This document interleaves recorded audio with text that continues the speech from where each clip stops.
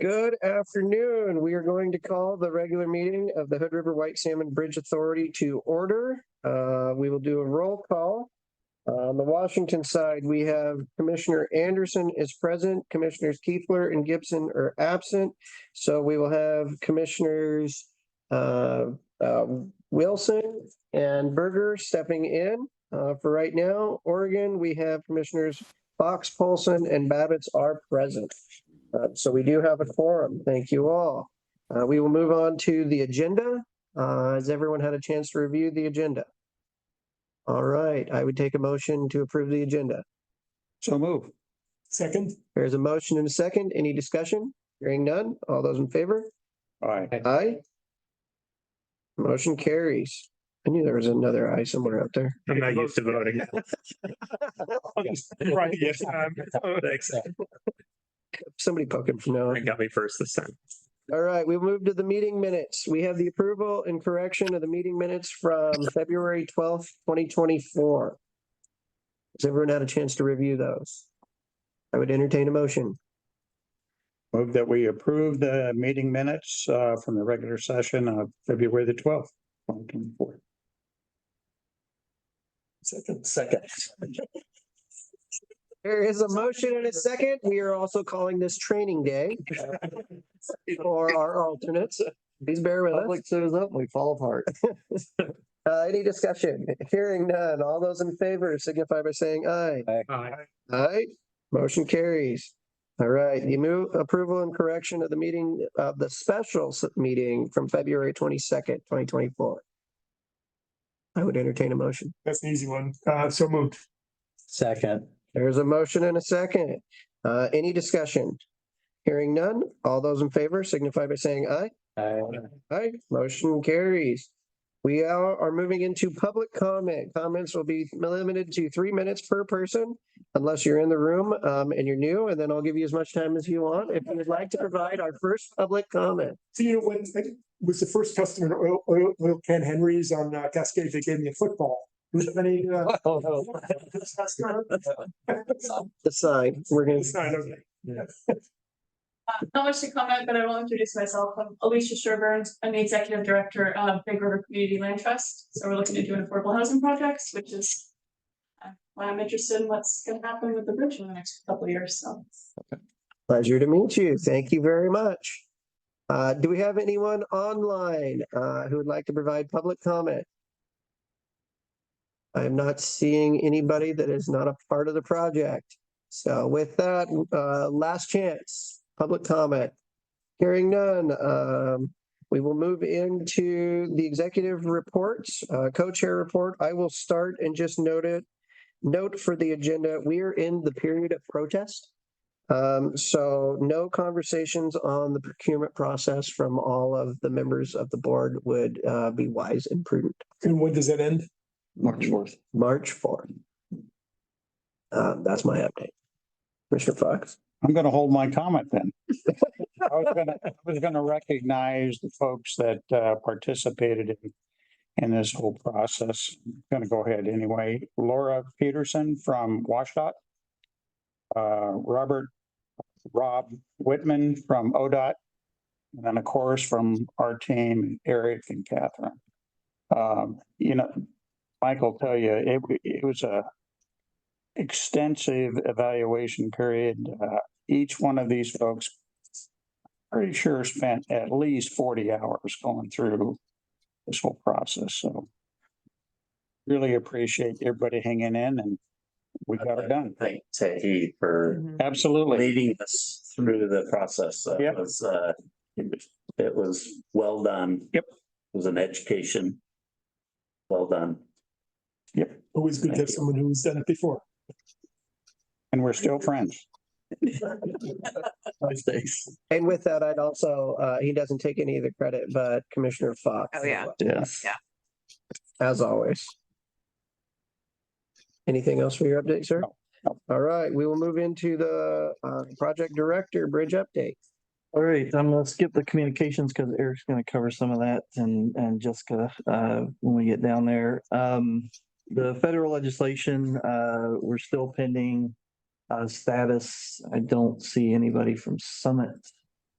Scanning it, no. Waiting on the federal budget and the appropriations from last year in order to do this year's. So hopefully that'll start to resolve itself here in the next month.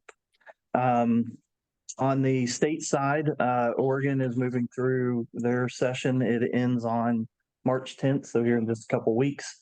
The only thing that we have there is to change the name from the Port of Hood River to the Bridge Authority on the $20 million lottery bond sale. That will happen under a omnibus bill at the end.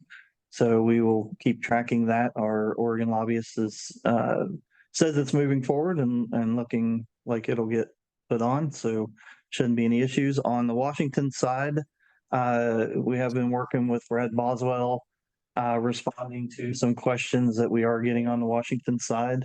I know Senator King's been involved in pushing the importance of the state funding and reminding them that although we got 200 million from the federal government, that was always part of the plan. That wasn't the whole plan. That there's still a contribution from Washington and Oregon that project needs. So we need to continue to remind them of that. And it just raises the importance of this upcoming year to make sure that they are fully aware of what we need for this 2025 session coming in. So as they are both, especially Washington, I know right now is in a huge funding crunch, trying to figure out their own projects, let alone every other project. So we just need to keep showing progress and keep them informed of how we're progressing. So, We talked about this briefly before, but I'd like to see us get really serious about this and sometime this summer, we have an open house for both legislators and from both sides. We either do it together or separately with separate focus. But I'd like to see us really start thinking about that now. So the communication team is working on that. I know I got a message this morning from Marla asking, just if our strategic local person is going to be available on the next communications meeting.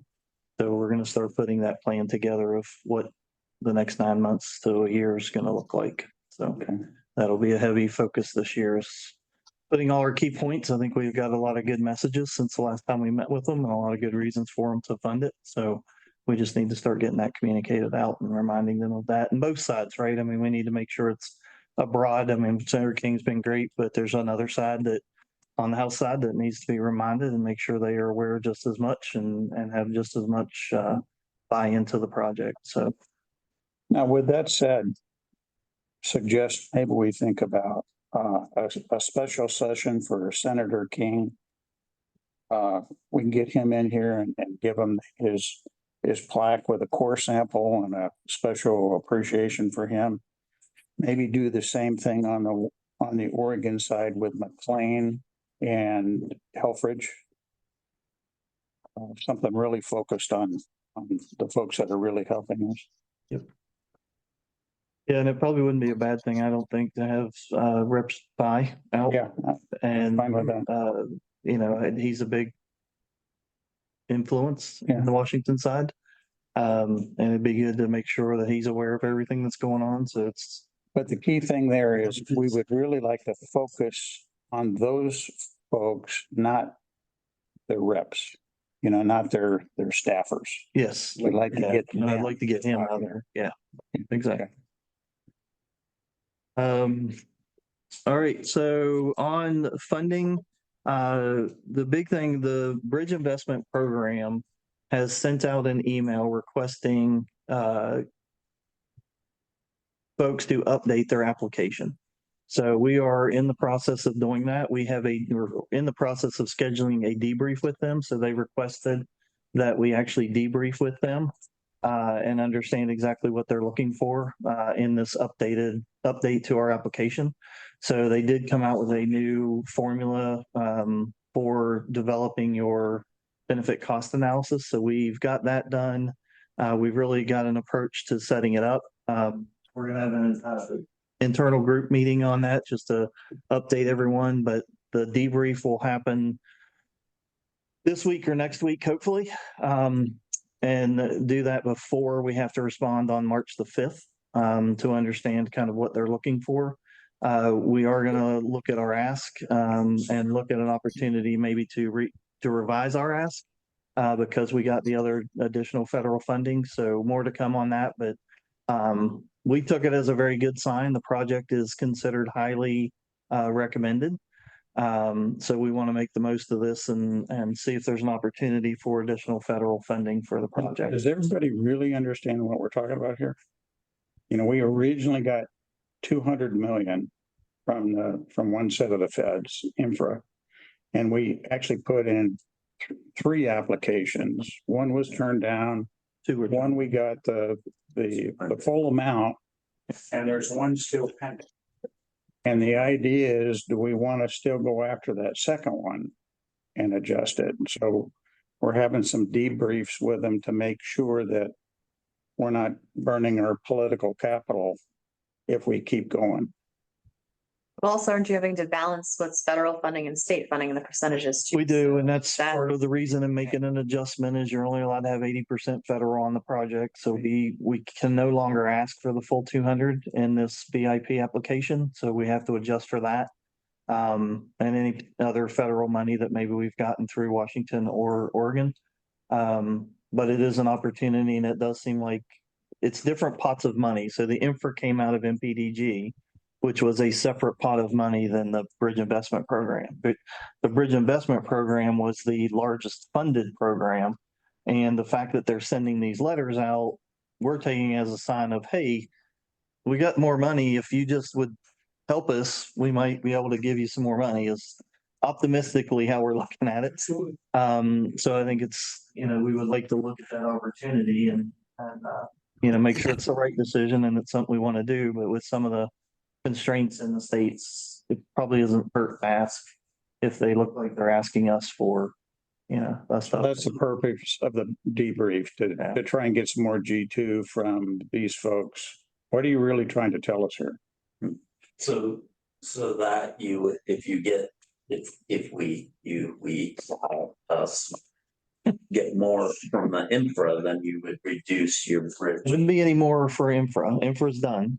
Okay, That's fine. This is a separate ask from infra. This is bridge investment, This is Bridge Investment Program. but It's you would totally separate. reduce the other by that? or No. ask You would- for more no. state money to get your So, 20% match. so the 20% match will almost, a good portion of that will come from what we have to get from TIFIA. Okay. Or, the loan program. So that couldn't, because that's a federal program. It counts, there's two things, and Carrie can jump in here. The TIFIA can count as match, but it also counts towards your 80%. So we will max out on an 80% total federal contribution. But the timing of things, we still need state funding in order to offset federal funding to meet cash flow needs of match to the federal.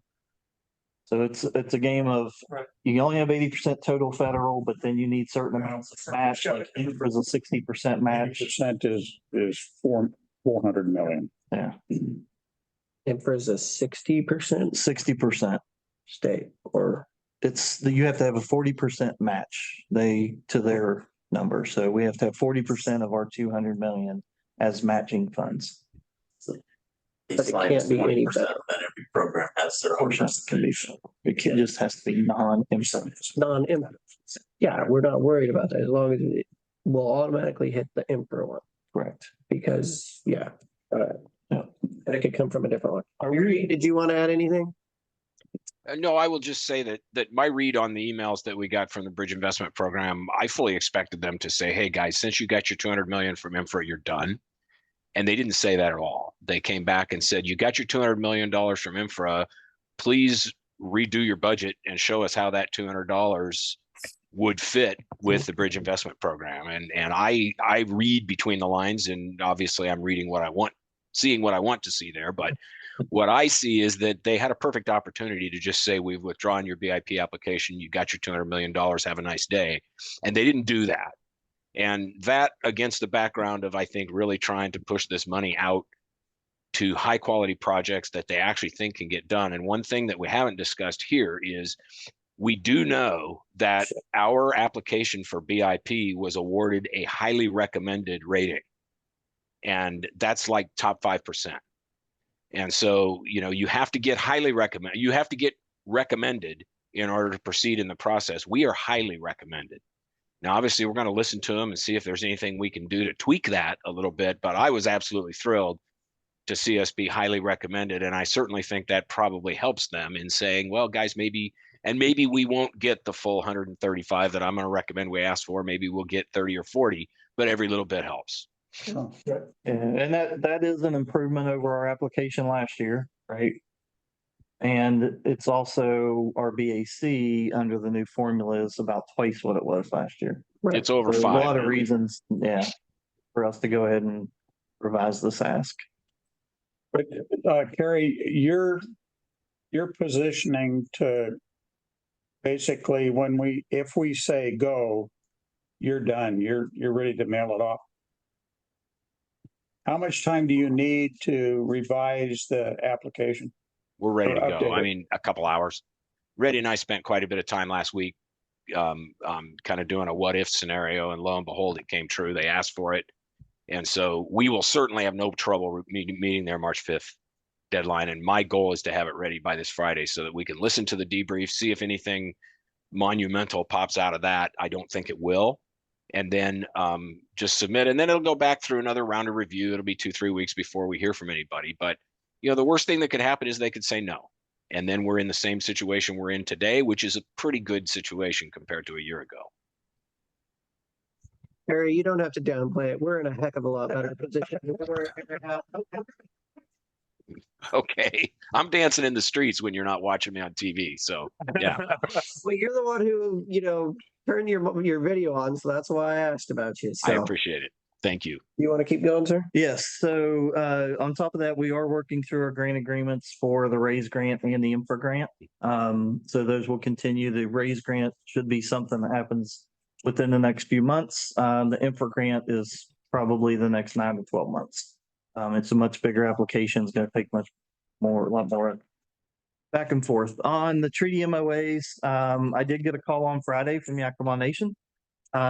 They wanted to just talk through some ideas. We did offer up to come meet with them. It was their lawyer, Riley, Neff Warner. He was going to take some ideas back to their leadership. And then depending on what he got back from their leadership, he will get back to us on whether he would like for us to come up and meet. So hopefully, yeah. Okay. So hopefully something will come of that and we'll get to go up and meet with them. But it was nice. He said he hadn't forgot about us. We were on their to-do list. They've had a lot of things. They just got through elections. And so he was looking for solutions.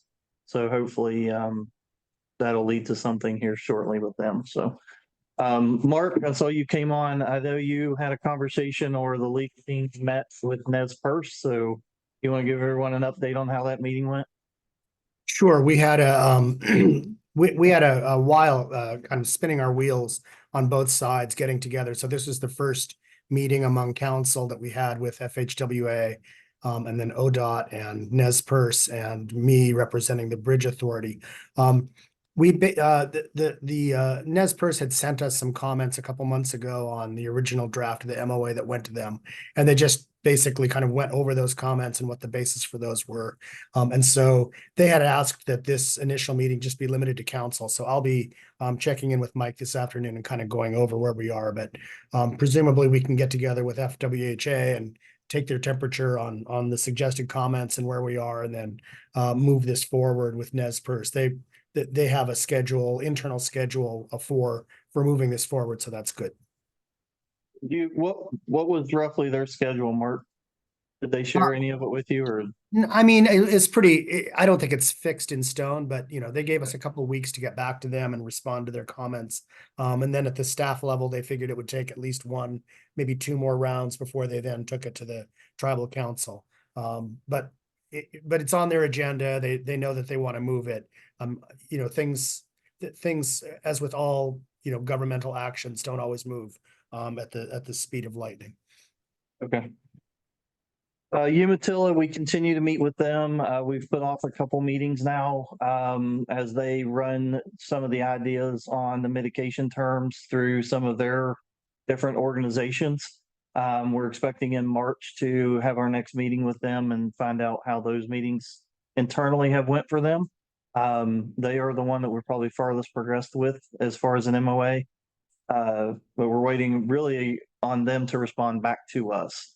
And then Warm Springs, FHWA sent a letter to them requesting a government-to-government meeting. We have not heard back yet from them, so we're still trying to get on Warm Springs' calendar for a meeting.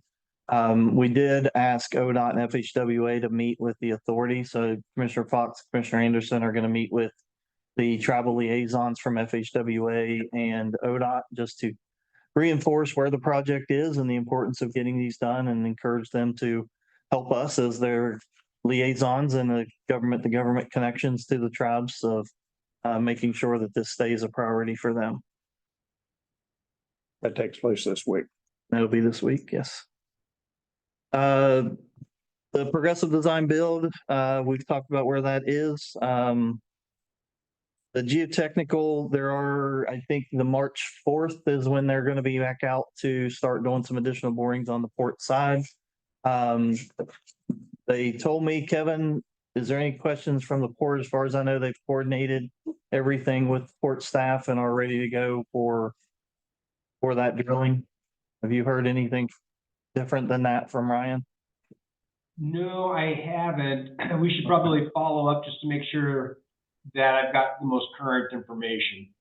Okay, I talked to Nathan last week. He said he had talked to the port. I'm assuming that meant Ryan and the utility locate lady.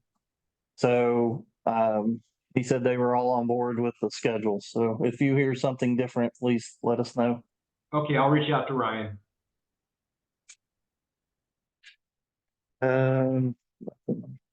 BNSF, we did get a draft preliminary engineering agreement from them. Legal's taking a look at it. I'm going to sit down with legal and go through what the impacts are to BNSF so that they understand what the project impacts are so they can review it, kind of understanding that.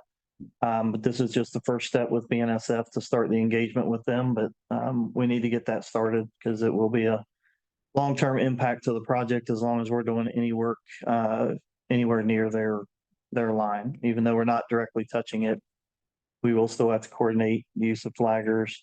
They did indicate to us that they do have some no work periods in the winter when they're heavily running grains up and down the track.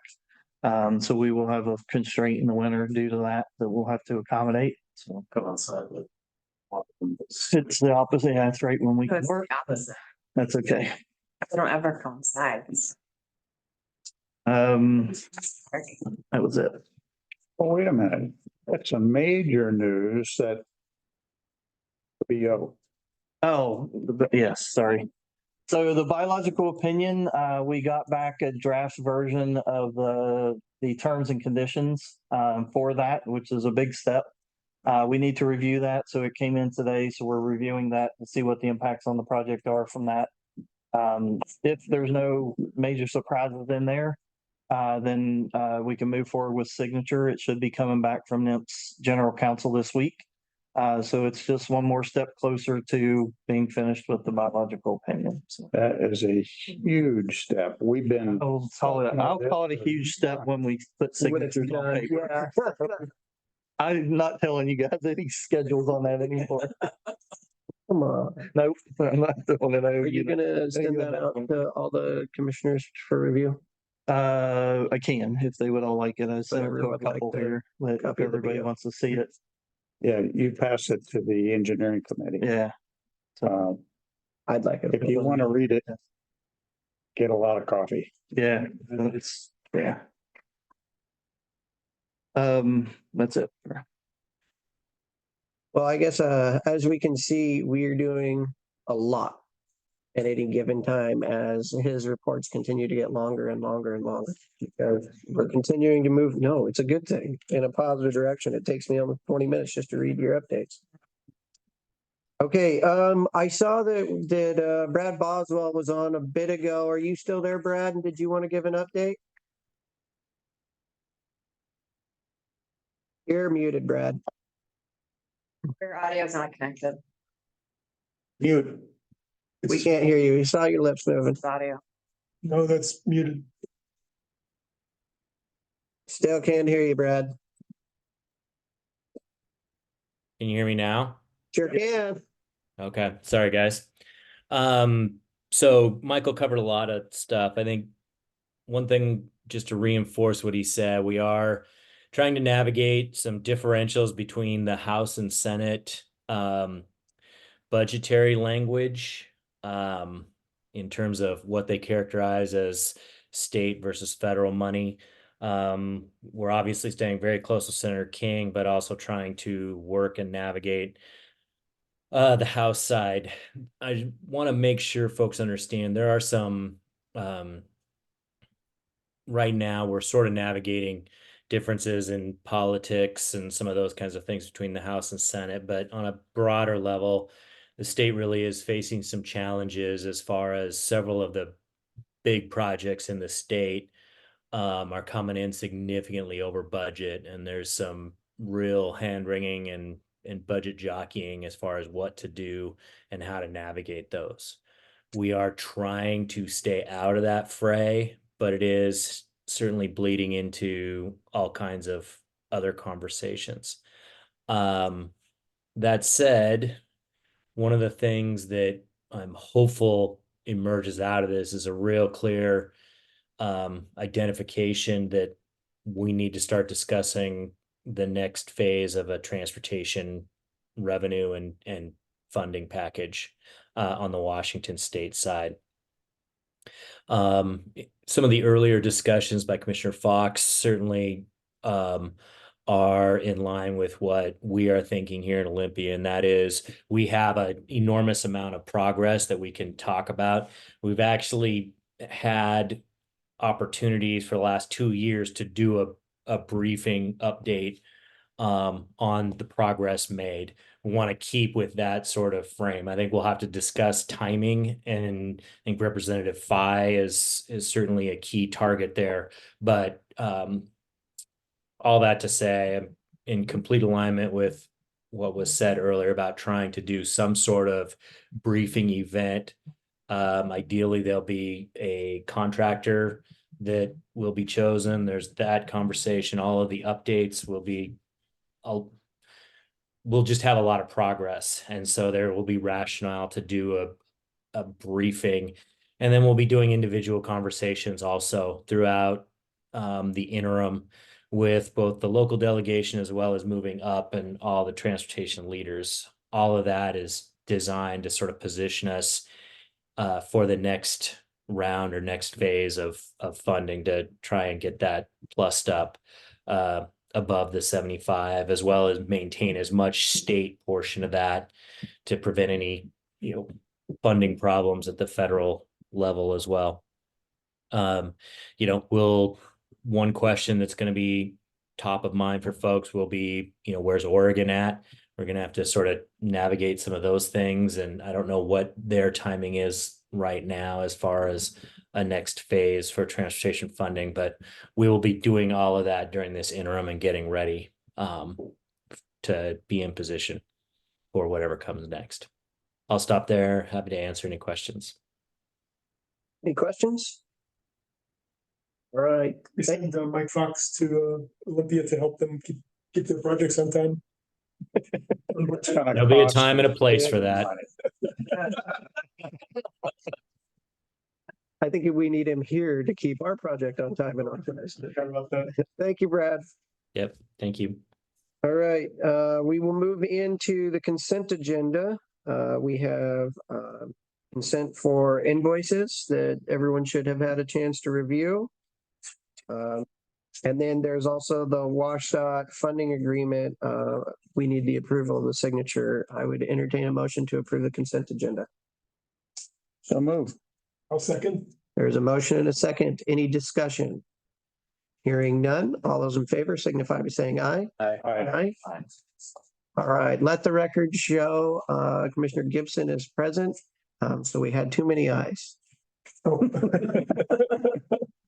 It's, well, there were no nays, so that's okay. there were no nays. That's all that matters. Okay, we're going to move into our most important discussion of the day, our funding and finance. Commissioner Paulson. Thanks. I'll try to keep it relatively brief because we haven't had our meeting yet. We had to push a week, so it's not until Wednesday. We've been working on the cash flow forecast and whatnot. Michael, did we send that to everybody? Yes, I think everyone got the cash. We will make sure. Oh, that's right. We were gonna wait till the committee went through it and then we were gonna send it out to everyone. Okay. You'll get it after Wednesday. The long and short of where we're at right now is that we have a list of assumptions of 32 assumptions built into this cash flow forecast. A few limitations that are built in here that once you read the list, it'll make sense. There's two, as forecasted, there's a couple of months that is really tight, and that's mainly before we get infra funding and that sort of thing. The minimum amount as forecasted that we would need to borrow from Oregon Infrastructure Bank and wherever is 8.6 million. But that's also given the list of assumptions that are included, which need to be tweaked, in my opinion, which we'll talk about on Wednesday. So Which month are those, the problem? at the end of May 25. Okay. So yeah, 8.6 based on the assumptions is the minimum that we would need. And that is getting down to literally a day of operating money until the next round of grants and whatnot kick in. So that's as forecasted based on the assumptions. It'll make a lot more sense after you guys read the assumptions when we send it out. One thing that is beneficial for us is that the Oregon Infrastructure Bank doesn't require repayment for 5 years. 5 years of project completion, so we don't have to, as soon as we borrow the money, we don't have to start paying it back. So it helps us from a cash flow perspective. We don't have to borrow as much money because we don't have to pay it back every month. Less administrative costs, that sort of thing. Interest will accrue, but that's relatively small compared to actually having to borrow it and then pay it back immediately. If we were able to get that into the rest of any other borrowings or whatnot, that would be helpful from a cash flow perspective. 5 years gets you past opening. Yeah, it does. That's just the Oregon Infrastructure Bank's thing. That's what they have for all of their loans. So it won't affect us at all. It's just a nice thing that we don't have to start making payments on it for as long as we're going to borrow it for.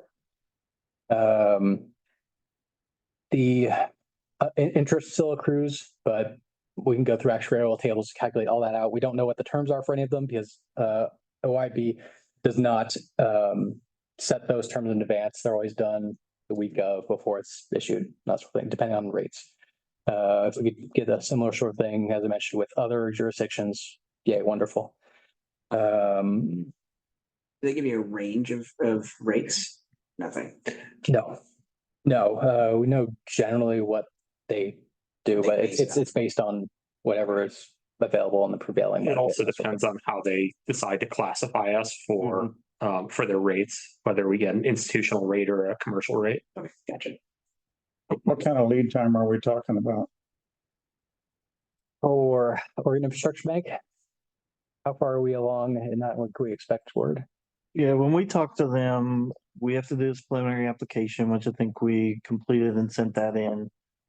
There's a secondary application process. They said after the secondary application process, it was not as a month or two and they could have us the funding. It wasn't a huge lead time for them to be able to get the. But you're saying we need the funding mid-25? There's one point towards the end of this year in October that would be helpful to already have funds. Our burn rate until next year isn't as steep because we're going to go through phase 1A. Next year, our rate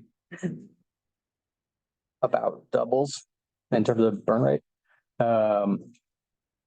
So in May of 25 is a really tight deadline. October of this year is also a tight deadline timeframe. We have enough there to massage, but it's tight. Like they have a vehicle in place. Yes, This summer.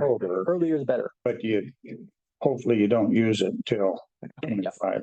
Yes. Okay. We had always been kind of shooting for this summer to have that in place and available and then use it when needed. Right. The timing of the 10 million is also critical. Yeah. The timing of the 10 million that we get in this fall. Yeah. It's also critical. And that's where the Washington legislative session this year comes into play, because there's discussions, if you look at the two bills that are out right now, where they move all of the current money to state money. And the other one does not. So if it all goes to state money, it's just an amendment to the agreement we're going to approve today, which is much quicker. If it's federal, there's a whole other set of agreements we got to get. So did Brad get off? Does Brad know that? He did. Yeah, he does. Timing of when we receive money and when we spend it between now and next summer, June, July, when information is essential. If we're not paying attention or don't get things coming in on schedule, then that's going to cause problems for us. And I did get some word today, yes, it was Friday and today, from ODOT that process to get agreements in place for the lottery bonds, it could be 6 months. So we'll just. So we'll have to stay on. Pushing on them right now. We are. Rob actually brought it up, and Rob's actually starting the process of trying to get the agreement in place. But he said a lot of times they won't do that till the sale, but he's trying to get at least what he can done now. So we'll continue to push that over the next year to get the agreement in place, write the number in. That should be high on the risk register, huh? Yes. Yep. So after we review all these numbers and refine them a bit on Wednesday, expect this worksheet in your hands with our list of assumptions. I think it's very important that there's a lot of assumptions in there that drastically change the outcome of how things go, that things could move left or right. And well, they can So only, just- they can Yeah, I really only move one direction, right? Because if it Well, moves the you other direction, we're out of cash. what I mean by if we could get money earlier, right? Or we use one source earlier and another source later because we didn't get something. So there's some flip flops that could go on. So just, it's a good plan. I mean, it's something that we've thought through and it's a plan, but just know that it's just a plan and there's a lot of assumptions in that plan. So could the engineering construction group ask that maybe you present for our next meeting, which is not this Thursday, next Thursday, take us through the cash flow and so we understand, how the scope and the schedule pushes around the cash flow. On the 7th. We should also look at worst case as well and try and model that out, or at least conceive that potential. So much with my house up for sale. We hit the worst case. But man, But depending on what year that is, that might not go very far. All right. So we'll Any have other updates? a lot more details for you guys after our meeting on Wednesday. We'd have more now, it just got pushed. So. Happens. All right, let's move into engineering and construction. Mr. Fox. We're gonna ask Eric to take us through the aesthetic committee. Okay, we can start there. So we had our initial meeting on 13th. I think it went pretty well. It was a virtual meeting to introduce the idea to the committee. There were, I don't know, I had 3 kind of takeaways that we want to address as we get ready for the next meeting. There was some concern about diversity of the group, and we've taken measures with JLA to start to address that on the Hispanic side of the community as well as on the tribal side. So we're working on that. We also had I just lost my train of thought. Sorry. So there was that, there were some questions that we need to come back around and address about the preferred alternate and why and how we got there. And the third takeaway, I'm gonna forget. Just the scope of the committee's work. What we're doing now is preparing for the second meeting, which will actually be a workshop. It's more of a hands-on and trying to dig in and get a little bit what people are thinking about, what they're concerned about, how we can start to capture some of those ideas. I think the other big thing that we're trying to work on that committee is how do we break down 30 people that don't know each other so that they can actually communicate. So we're trying to get some interactive ideas going for that next meeting to see if we can break that group down, bring it back together, break it down and bring it back together and see if we can get that communication going. So. But your target of having this all wrapped up is still September 1? Until it changes. Earlier. We should talk about that for a minute because a lot of what we've talked about of this process, we have an obligation to do this process, but the opportunity with this process is also to bring that community back in and hopefully behind us. It would be nice to be getting lift from our own community. So I think taking the time up front to really understand what this community is saying and what interests them, I think is going to provide us value down the road. I don't think we need to make any hard decisions right now in this meeting or the next meeting. If the decisions didn't come until the last time we met, I think we would be okay if we have consensus. And that's really kind of the goal we're trying to work on. It's a little higher risk than trying to check them off as we go. But I think in the end, it provides us more benefit. At the end of the day, the committee is only really making a recommendation. What I see is the opportunity to get that committee behind us. Where it's going to be a little challenging is this group is then going to have to make some of those hard decisions or recommendations because everything this committee comes up with will not be able to be incorporated. So I think that's just kind of a view looking down the road. We have the opportunity to get them behind us, but at some point we're going to have to make some hard decisions that aren't always seen readily apparent. But I think that's part of the process. So. And one other thing I would add is this committee is also in some ways informing a permit that we have to get, which is the Columbia River Gorge Commission's permit for their management plan. So we want to make sure that this process supports that process because that permitting process can be a lengthy process. Mm-hmm. We're hoping that the work of this group will shorten that up as much as it can. But those two things will play together and we will ultimately have to get that permit from the Gorge Commission that, we don't want these things to go in opposite directions, which will only lengthen that permit process. You mean, isn't it from Hood River County? Well, Hood River County is representing the Gorge Commission and giving us the permit, so. I think it's Hood River County is administering the rules set by the. That's correct, yeah. That's the official, yes, you're correct. I think part of my role is to make sure that we keep aware of the clock in the corner, but also the reason why the clock in the corner is so important is that the current bridge continues to degrade. Notice that. And it's not getting any better. So I'm going to constantly be challenging us to try and go faster. So at my house, but I understand. We did a little exercise. How many trips have to go across that bridge before it's can say I'm done? And the real question is, can it support those 24 million trips? Or is it 22 million? Does it have 26 million in it?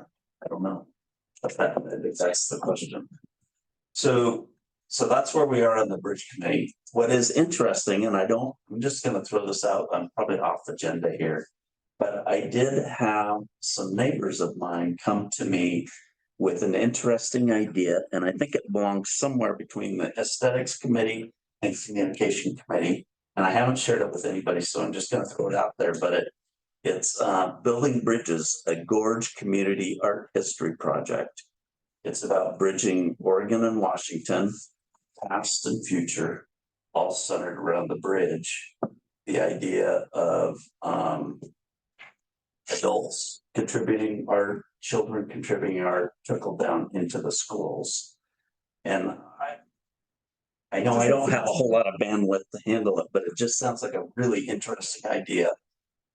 It was brought to me by my neighbor and two other women that she has coffee with, and they're all artists or amateur artists in their past lives. And I just like, wow, that would be a really interesting idea to weave in here.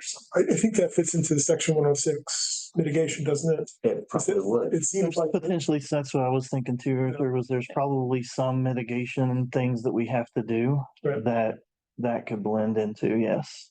So There's some I throw it out there, and I was going to talk to you and Marla about it because I think it fits in that communication piece, but there's a window there, I think we should and go, 3 community members that want to do that. admittedly I can't run it, but I'd sure like to be involved in it. So One of the things, An opportunity of like Mary Hill Museum of Art, they always do an annual engagement, partnership, and through like video coverage as well, like telling that story and having it memorialized long term could be really cool. so one of the things we should do, and we already have this, we have a list of all the commitments from the NEPA process. There were a lot of them about capturing the history and Yeah. culture of the old bridge and area.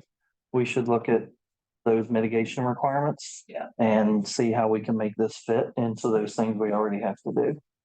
Because there's already a dedicated funding to do those mitigation activities. So, that way we could do both. the bottom line is. And they can be ran independently from the bridge project almost. And that they're kind of things that are secondary to capturing history and art and culture of the area. So it's a pretty good list of things that we need to do. So. So the last thing, the schedule up there, effectively we've got some sort of event once a month.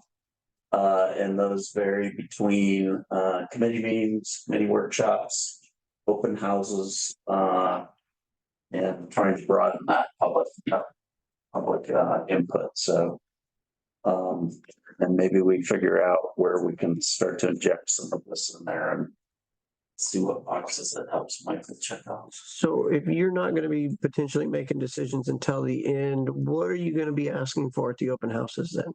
If you're not bringing them ideas or potential. So what I see the final memo being is a memo that we have to our design build contractor.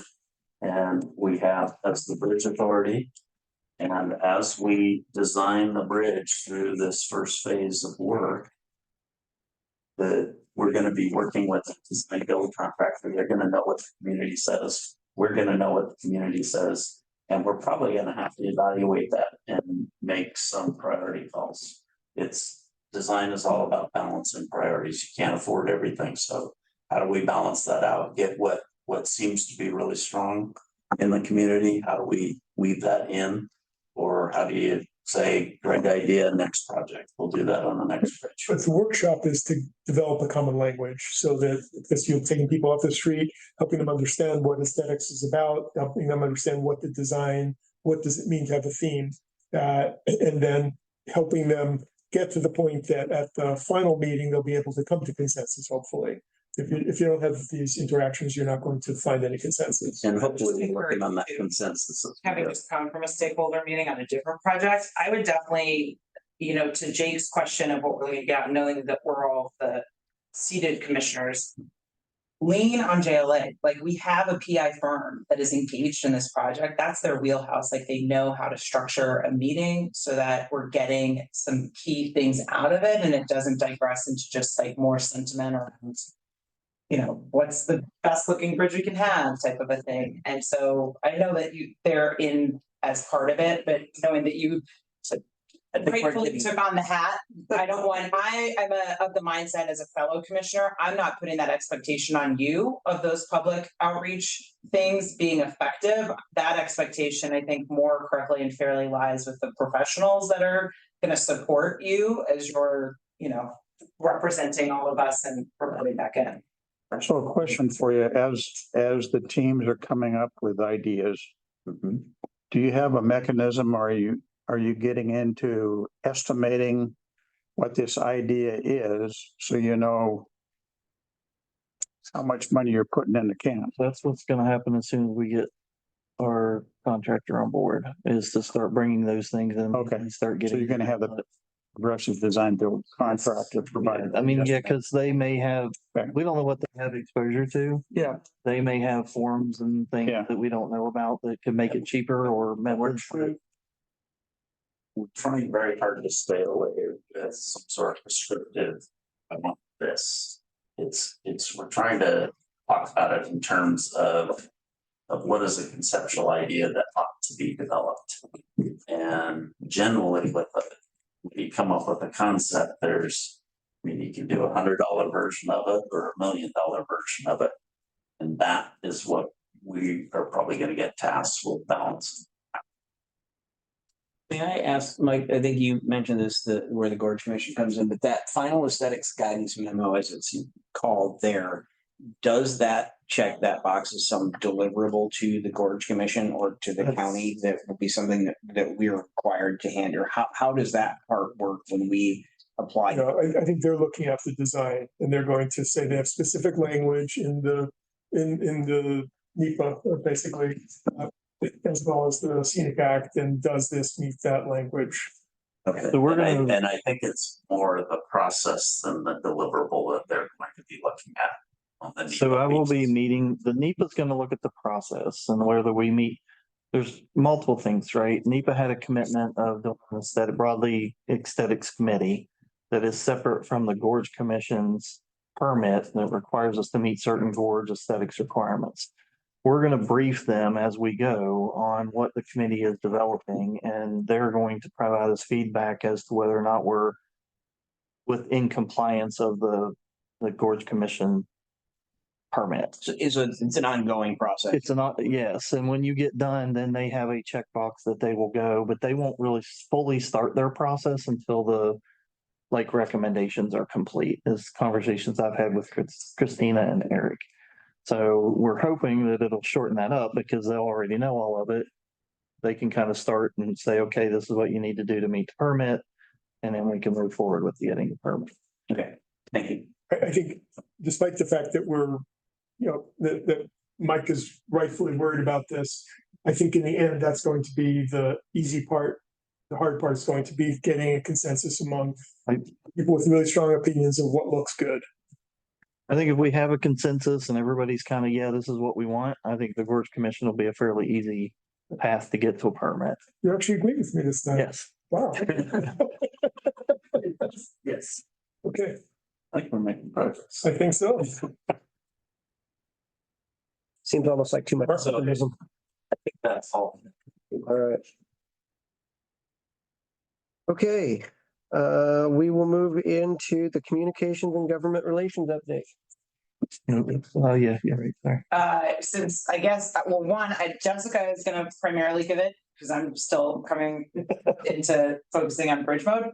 But I guess I did want to just interject, because I think my whole city team is here, and so just mindful of their time, if everyone was just okay to shift gears and we could do the White Salmon housing presentation and then jump back into. So I know you have something to hook up for the screen. Okay, so what we'll do is we're gonna move into the city of White Salmon. It's gonna take him a couple minutes to hook up.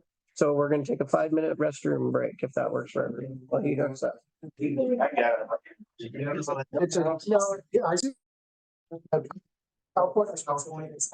mean, can we put this into our computers? On there? Restricted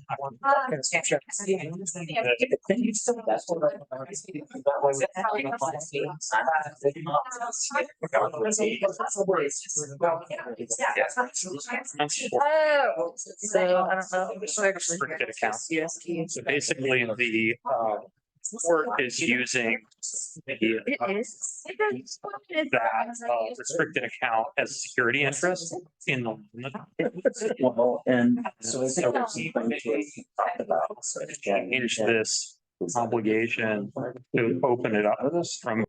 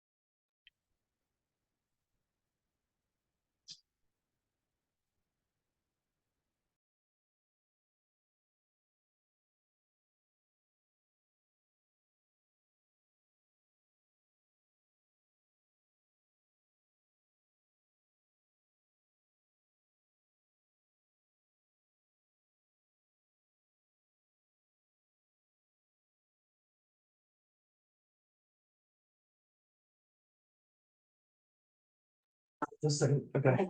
Just a second. Okay, go ahead. So I will just briefly put on my mayor hat so that I wear all the time.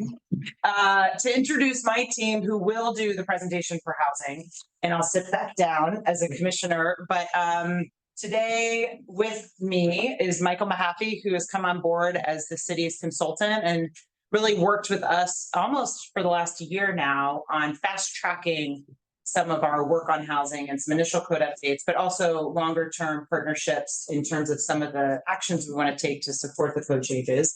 And then Troy Rayburn is standing behind me. He just had an awful back injury. So kudos to him for actually being in the office every day, including right after the injury, but he's the city administrator for White Salmon. And then Andrew Dirks, who's our public works director.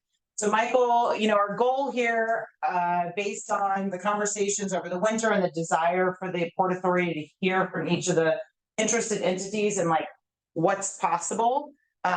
We want to kind of give you guys an overview in case you haven't been in White Salmon following along on our work on what we've been doing, things that we have done that we think can help streamline development for any type of developer, but certainly some of the quick turnaround housing that this project envisions. And then also call attention to some of the available lands that are in White Salmon. Some of those are owned by private property owners, so there would be further engagement. But the idea here is to kind of show you guys how we could be a partner potentially to the firm that is going to deliver this project if workforce housing is expressed as a priority and a goal to try to keep it in the gorge. So Michael do about a 10-minute overview, and then if there's any questions, that's why Andrew is here, especially on the infrastructure side, and then Troy as well on just some of our implementation. So have at it, guys. So thank you, Mayor, and thanks everybody for the invitation and the chance to tell you about what we're doing. And I think, you know, as you all know, and everybody knows, we're all dealing with a housing shortage, housing crisis in many ways.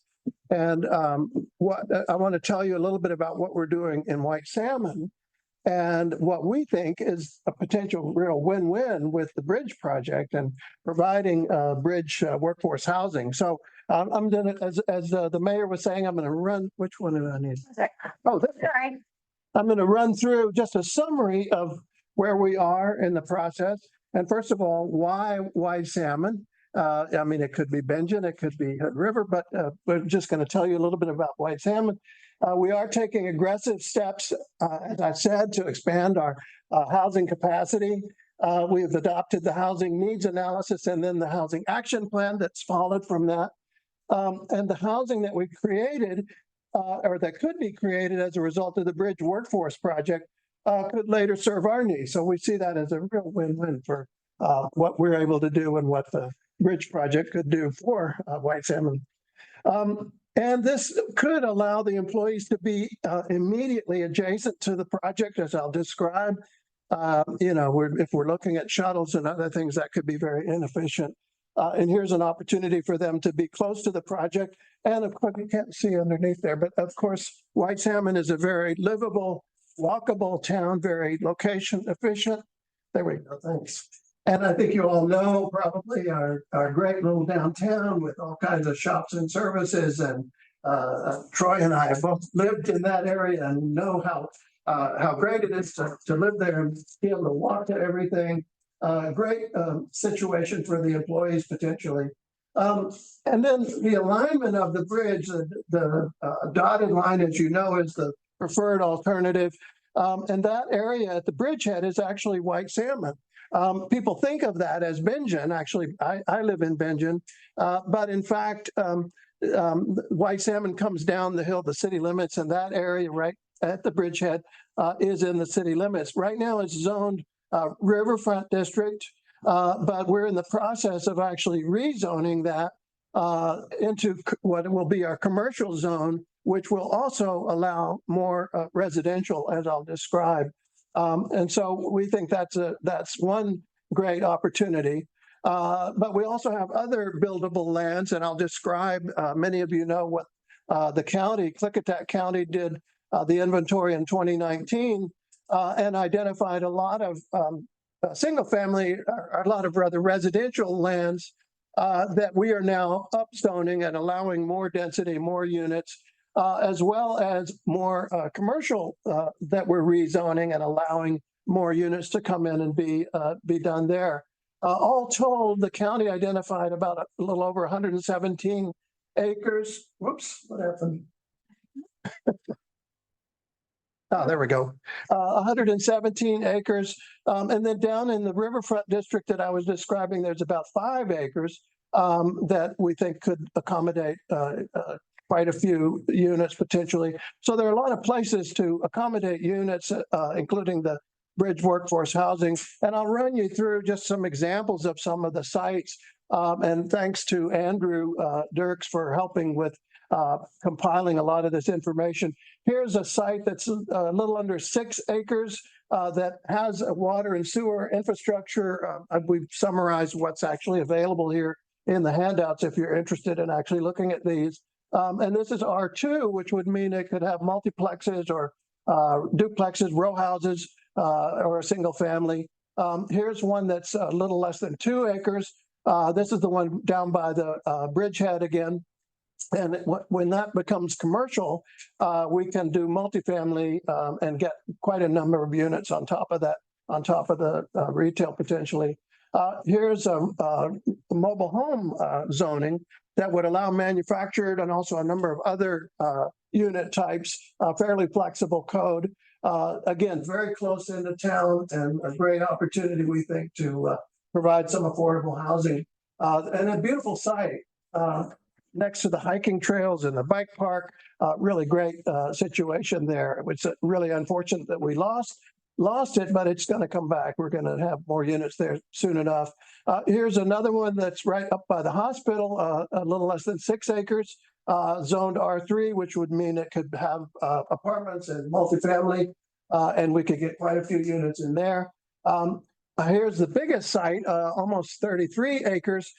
That's zoned R1, so it would be lower density, but we're increasing the density in R1 to allow accessory dwellings and allow smaller lots and more units, higher density than before. So we think we could get quite a few lots in there. Here's one that actually the city owns, 3/4 of an acre right across from the school, and very walkable to downtown. Again, at R3, which is what we're going to aim for, we could end up getting, somewhere 20 to 30 units net per acre. So we could end up getting somewhere around 20 units potentially in there. Great location. I mentioned that we've completed our housing needs analysis and our housing action plan last year. And then we've moved into a pretty aggressive zoning code reform. And as you all know, that's going on statewide now. We're certainly pushing aggressively on that and dealing with the housing crisis, not only affordability, but suitability. We've got a lot of big single family houses. We don't have enough middle housing, smaller units, workforce, et cetera. So we're dealing with the barriers, the regulatory, the process barriers, the financial barriers, the land availability and cost. I don't have to tell any of you what those barriers are. And we're doing what I think everybody statewide and in both states is doing to get rid of some of the exclusionary zoning that we have in place that's causing a lot of these problems. And we've had a lot of public involvement in that process, and I think great support from the public for smaller units, more ADUs, more apartments, more row homes, other innovative approaches. And I think we're really well positioned to get those additional units that we need. And in the code changes that we actually did our first round of adoption back in December, eliminating the minimum building width and reducing the lot size, width, depth, and floor area, the setbacks, the maximum coverage we've increased, the number of units per lot we've increased, we've reduced the off-street parking requirements, and we've clarified what's required for the accessory dwellings or what's allowed, and we've done other streamlining and clarifications. And among those are changing many of our conditional uses to permitted uses so you can go through the process much more quickly, allowing more direct permitting with clear and objective standards. That's also a statewide requirement now in Washington State, as many of you know. Shifting away from a planning commission review to peer examiner review on a lot of our applications, and more time devoted to proactively assisting applicants with a kind of can-do approach to get these projects over the finish line.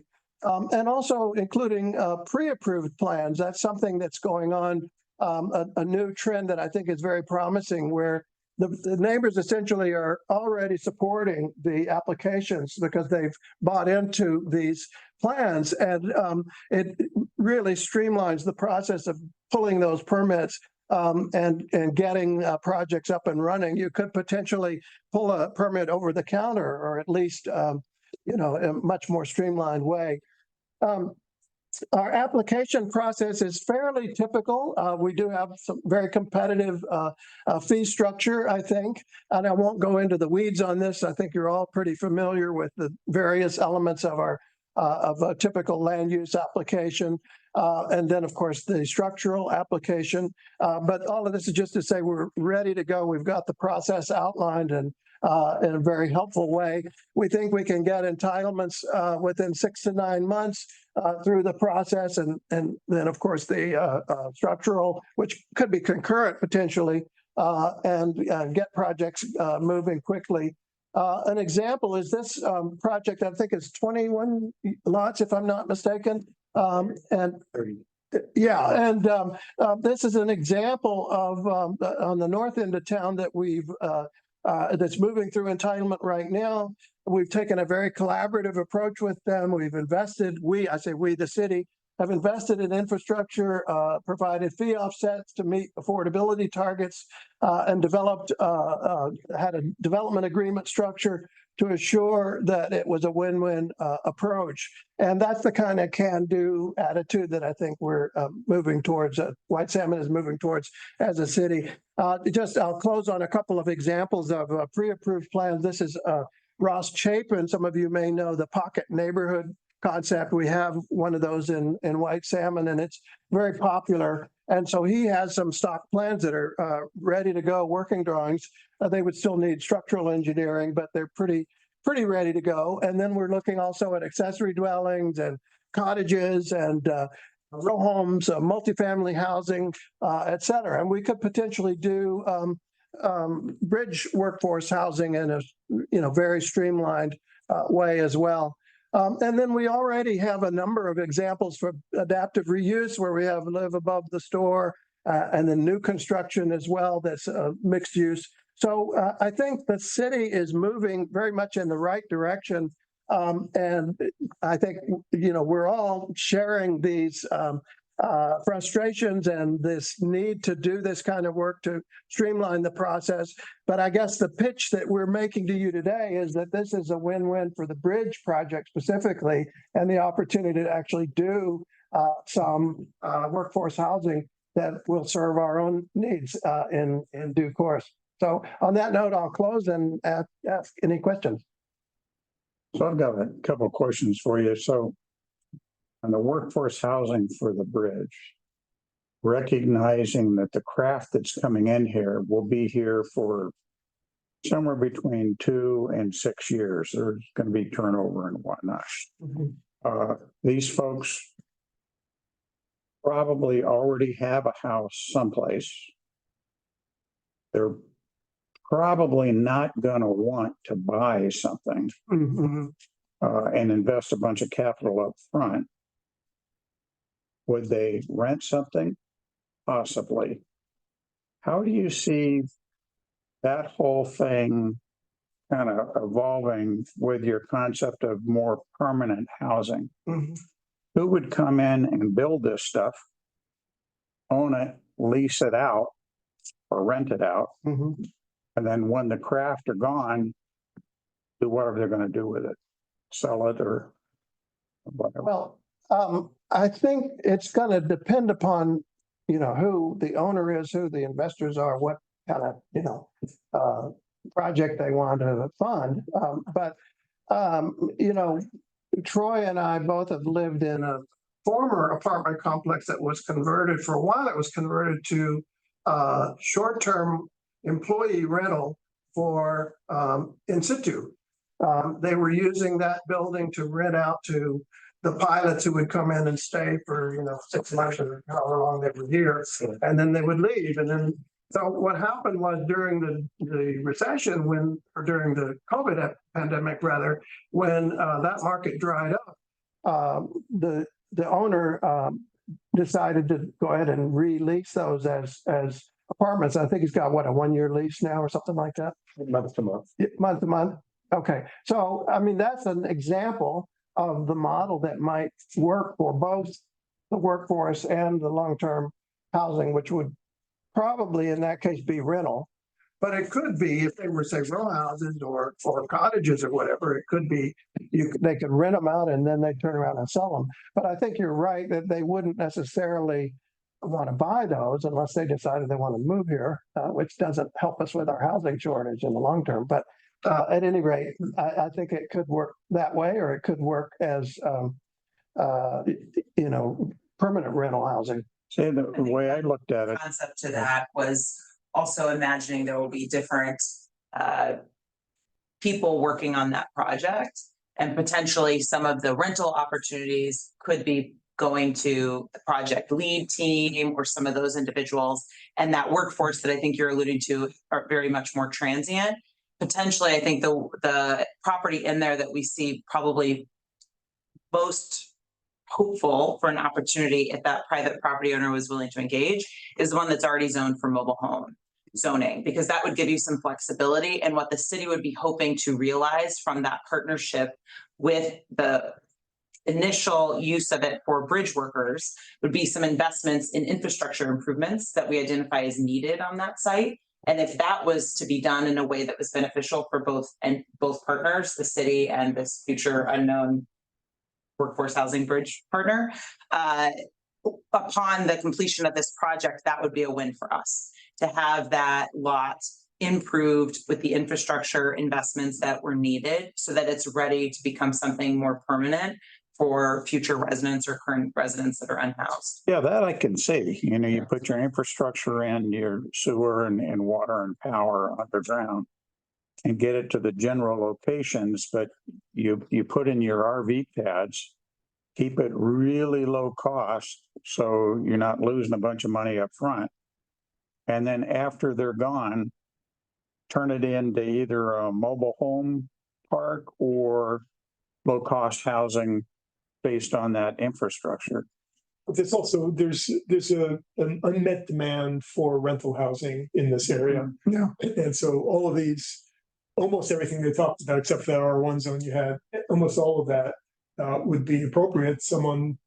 Developer comes in, develops something, develops some apartments, has, guaranteed rentals for the first 6 years, and That's right. no trouble renting it out. That's right. I would think that even if you didn't have the bridge, you're still trying to put this housing in for local need. Yeah, and the lot identified across from the elementary school, that is our intent, is to pursue a public-private partnership.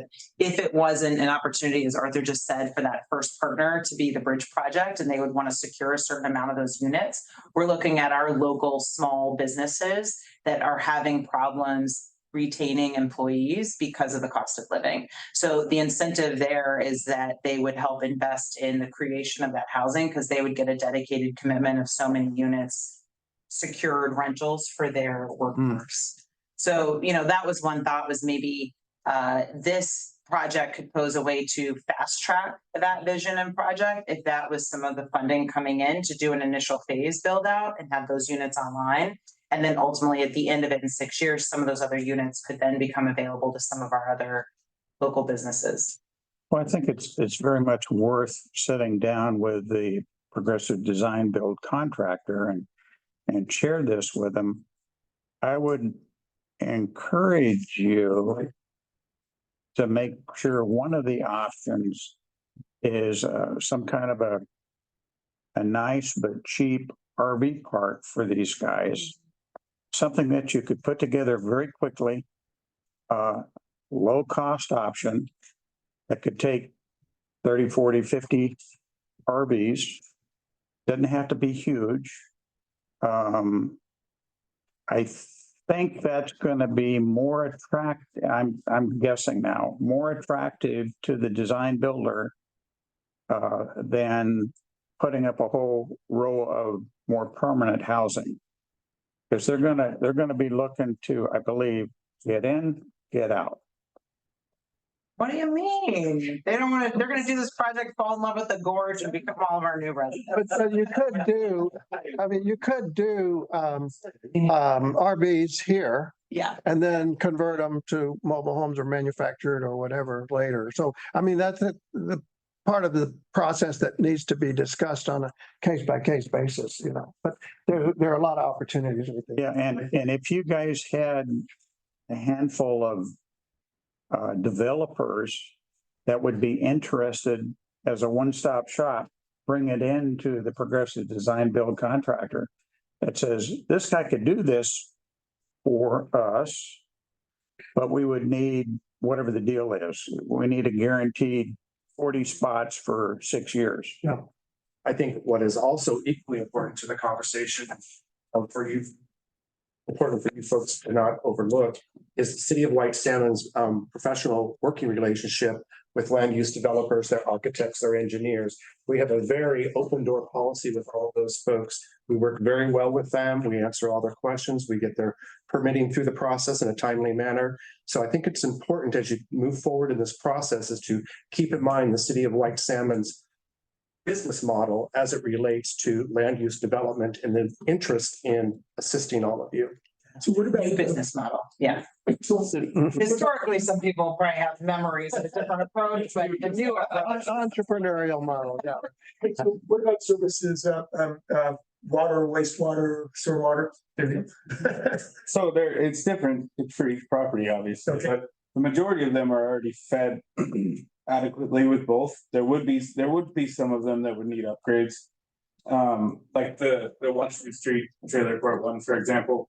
All the sewer on site was private at one point in time, so there's a private lift station, and we don't know the status of that. And you can see Yeah, I've outlined most of that. Oh, it's right there. Andrew has very helpfully Okay. provided that. I've done it for each of the. And that's one of the things we want to do is as part of this sort of one-stop shop approach, have this information, if a developer comes in, what are the sites that are available, and really be able to talk turkey. But total capacity, you have more than enough water and stormwater and sewer. Yeah. Yeah, for all the developers, was that, I guess I'll dig in a little bit to where you were going with that. Was that part of the housing needs or the strategy analysis was to take the vacant and developable or redevelopable lands and also sort of overlay that with your sewer and water capacity? Yes. At the current zoning and at the up zoning? Yeah, There's a lot of debate about that. yeah, with the land use designation map, we adopted a new land use designation map about 3 years ago when we were doing our comprehensive plan work. And that is what was served to inform a lot of the work that's been done since, including the tail end of that buildable land study. But most importantly, some infrastructure improvement decisions and also our recommendations in this first pass of code changes that are increasing density in all the current zones, but also accounting for in that land use map, an increase in the density of some of those areas that have been undeveloped. So we're underway and have funded fully an improvement to our water system that will create a new pressure zone to feed the north side of the northeast side of the city, where a lot of this land is undeveloped.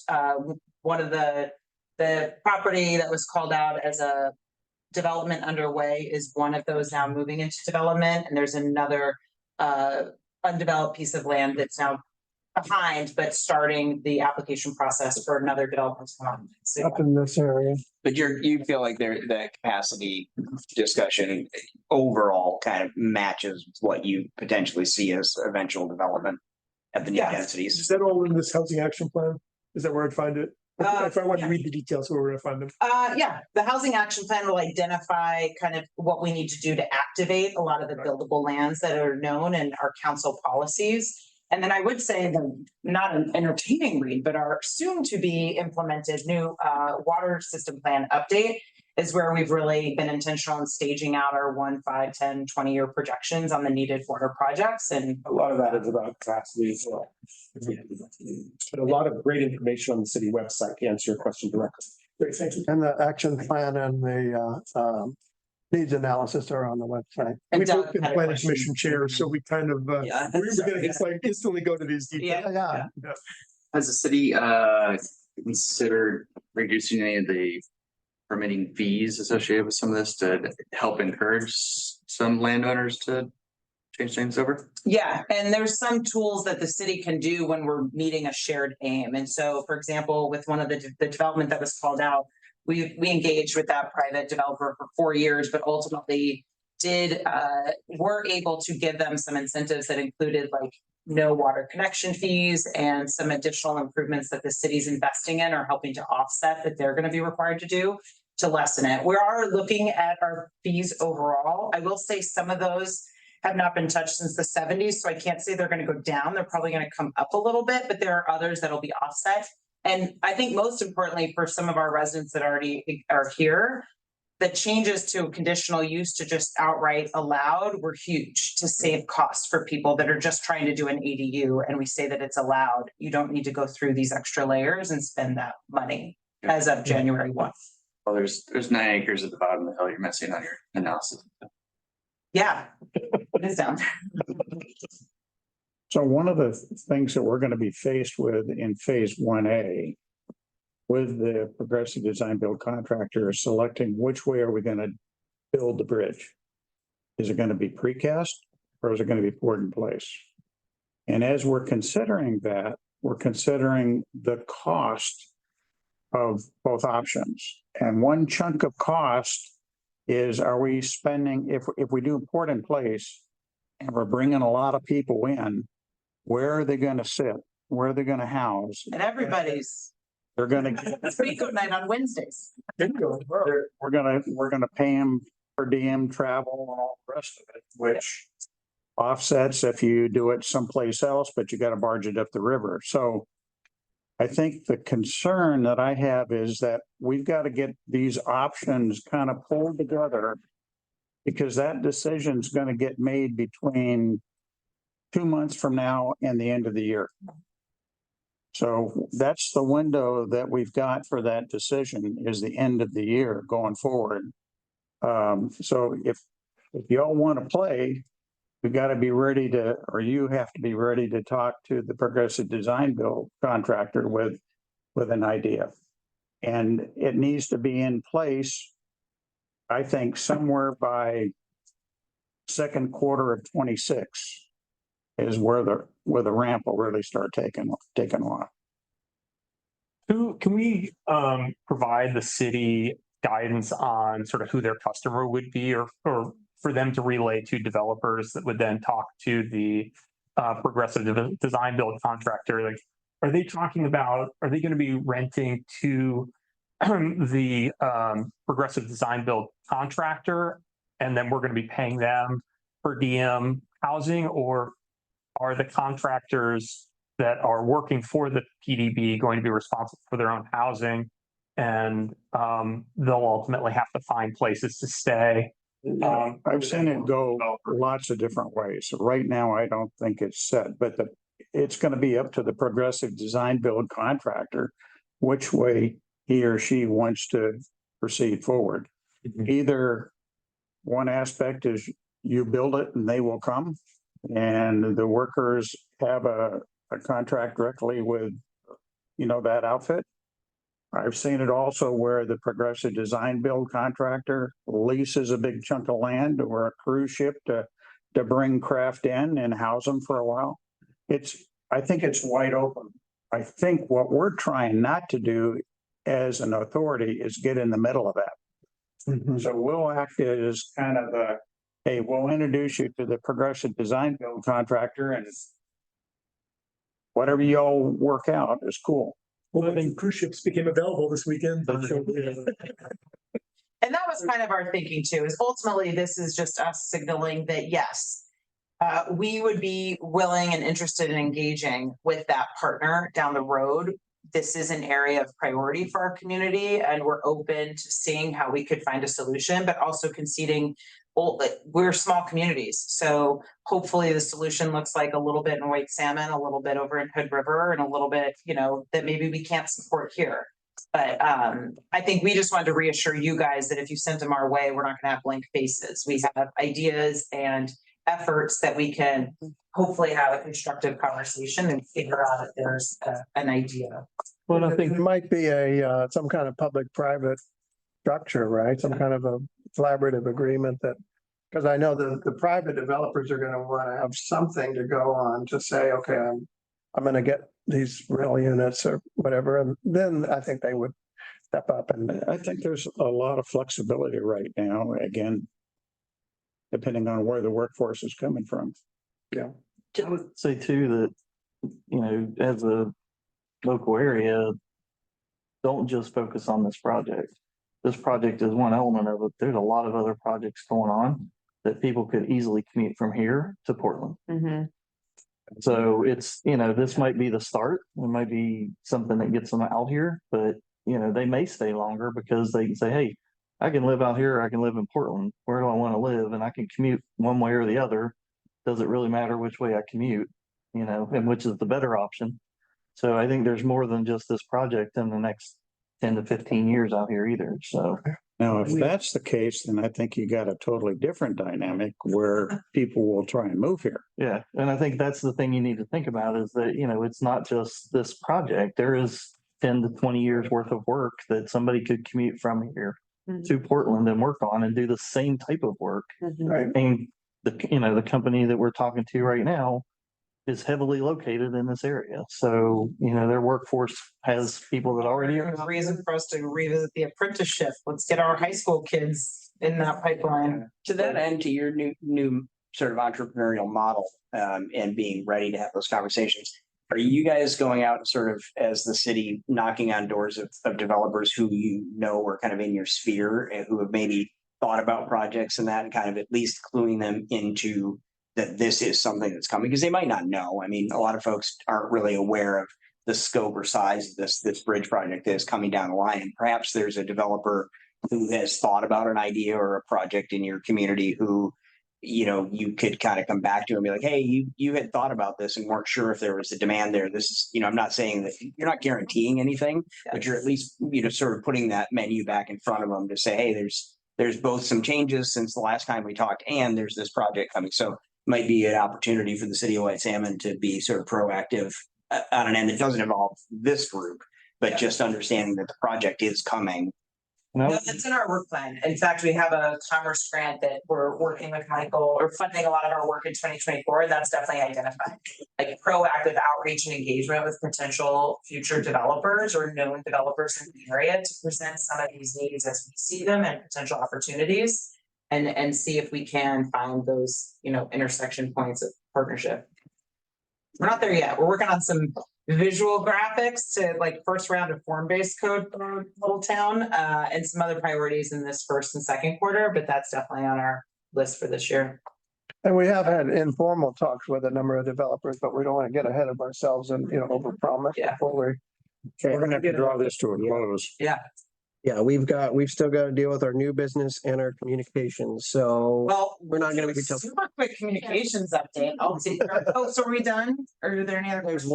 I've got time for one last statement if you want to finish this off, Mark. Oh, I was just going to say thanks to my team. They definitely put some time in to make sure that we. Thank you all. That's a great place. That's Benjamin right here. Yeah, Benjamin, Mayor Keel was already here. They have some big opportunities too. So yeah. Keen to see community-wide effort. As you can see, folks, the city of White Salmon under Mayor Kiefler and her administration is a new administration within the city. You're good, really good, George. Don't make me laugh. Yes, put it on the recording. Okay. So we'll stay high level on the communications update. We can get through it super fast. And with that, I think the main thing was just some top level items we wanted to summarize. So just Amy, do you want to pull up the slides? Yeah. Thanks. So while Amy's pulled that up, I think the biggest thing is that in the next month, our team, the Communications Government Affairs Committee, is going to be working on an outreach plan for phase 1A. And so to inform that plan, we took a look at what was most effective last year. And so I just wanted to quickly share some highlights of what we were able to accomplish as a project in the last year and some of the takeaways, how that informs our upcoming work. And so I think that the biggest thing was that when we first started going out in early spring, we heard a lot of people say thank God you're out. I have no idea what's happening with the project. And there was just generally a lot of questions about is this bridge actually going to happen? Are we going to see it replaced in our lifetime? And we're excited to, the numbers are on the slides, but we had, I think we ended up reaching, it was actually, thanks. There's a PowerPoint, but this, I don't know if y'all can see this. I think that the biggest thing to note is that we had a reach of over 100,000 total engagements. So that's the in-person events that we did, social media, website, and emails. And our goal here is to really just make sure that conversation that we're having when we're out in the public is to switch from what's happening with this project. I haven't heard any updates to I know what's happening because they are seeing it in the news. They're seeing it through us. Through earned media, we had 58 media mentions. So that's not just in the gorge, but that's throughout Portland area and up in Washington as well. And I think that our biggest call to action for this upcoming year, and we've already started to do this, is actually developing stronger relationships with our media contacts. So they now know. Anna's actually been calling and emailing each of them, so they know who to reach out to if they have questions or if they hear something about the project. Plus, we're obviously sending them media releases as well. I think that also on here is that we had public events. So that includes those in-person tolling events, but we also attended a lot of community events. And I just want to remind you all that that is our most direct way to engage folks, because that allows them to get to know each of you, to ask you questions, to actually have like real conversations. And I think that we saw a lot of success with the most recent Facebook Live event, and we're looking forward to doing that more in this upcoming year, in addition to doing some of these in-person open houses that we've been talking about. We are also, our website, we've had the bridge replacement website, but we've also built the Bridge Authority website. And there's actually been a lot of traction on your site. So people care about who you are and what you're working on, and they're looking at your materials and your videos. And I think that our takeaway for this upcoming year is to continue to build awareness that that is the official source. Both of the websites are the official source for information. And then we took a look at our social media as well. The two most effective channels that we have are Facebook. So Facebook continues to be the most popular and viewed social media outlet for the community.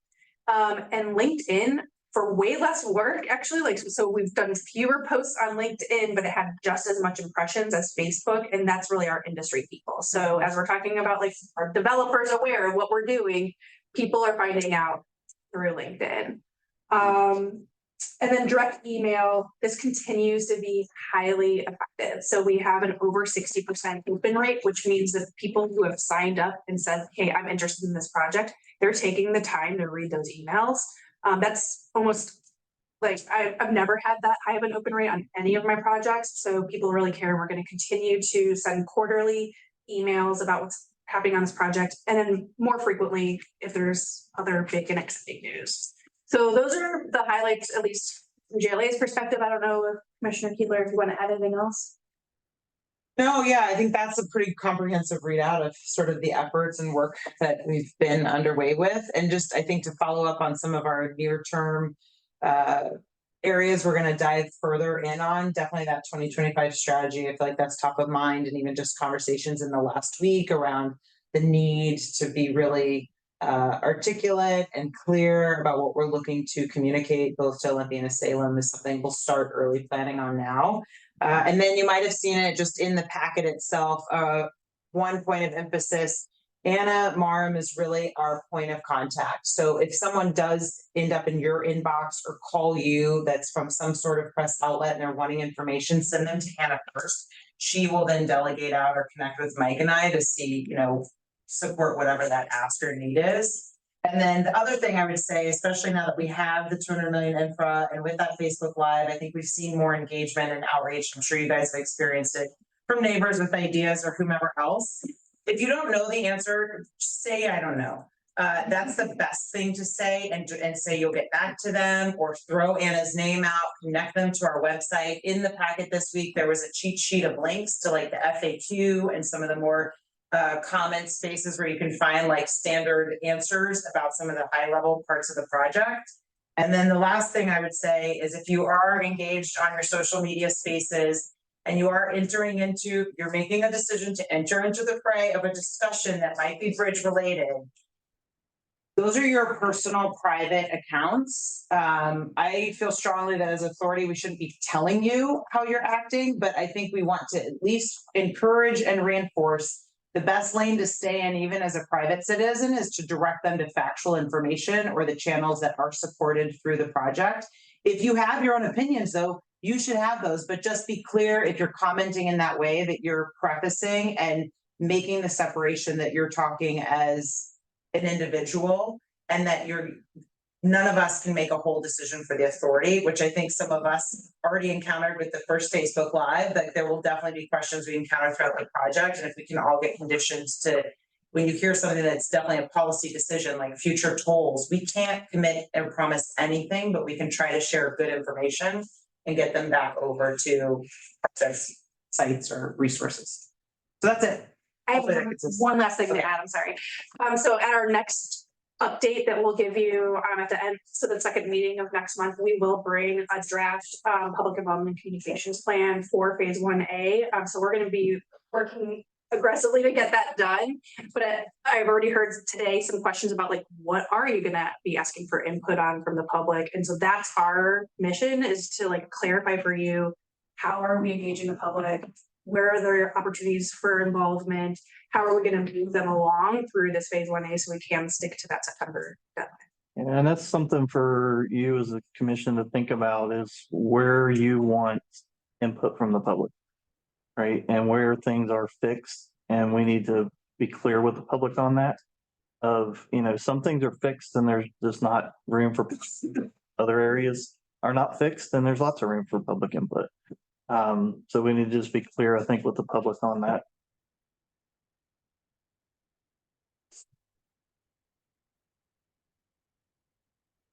Any questions?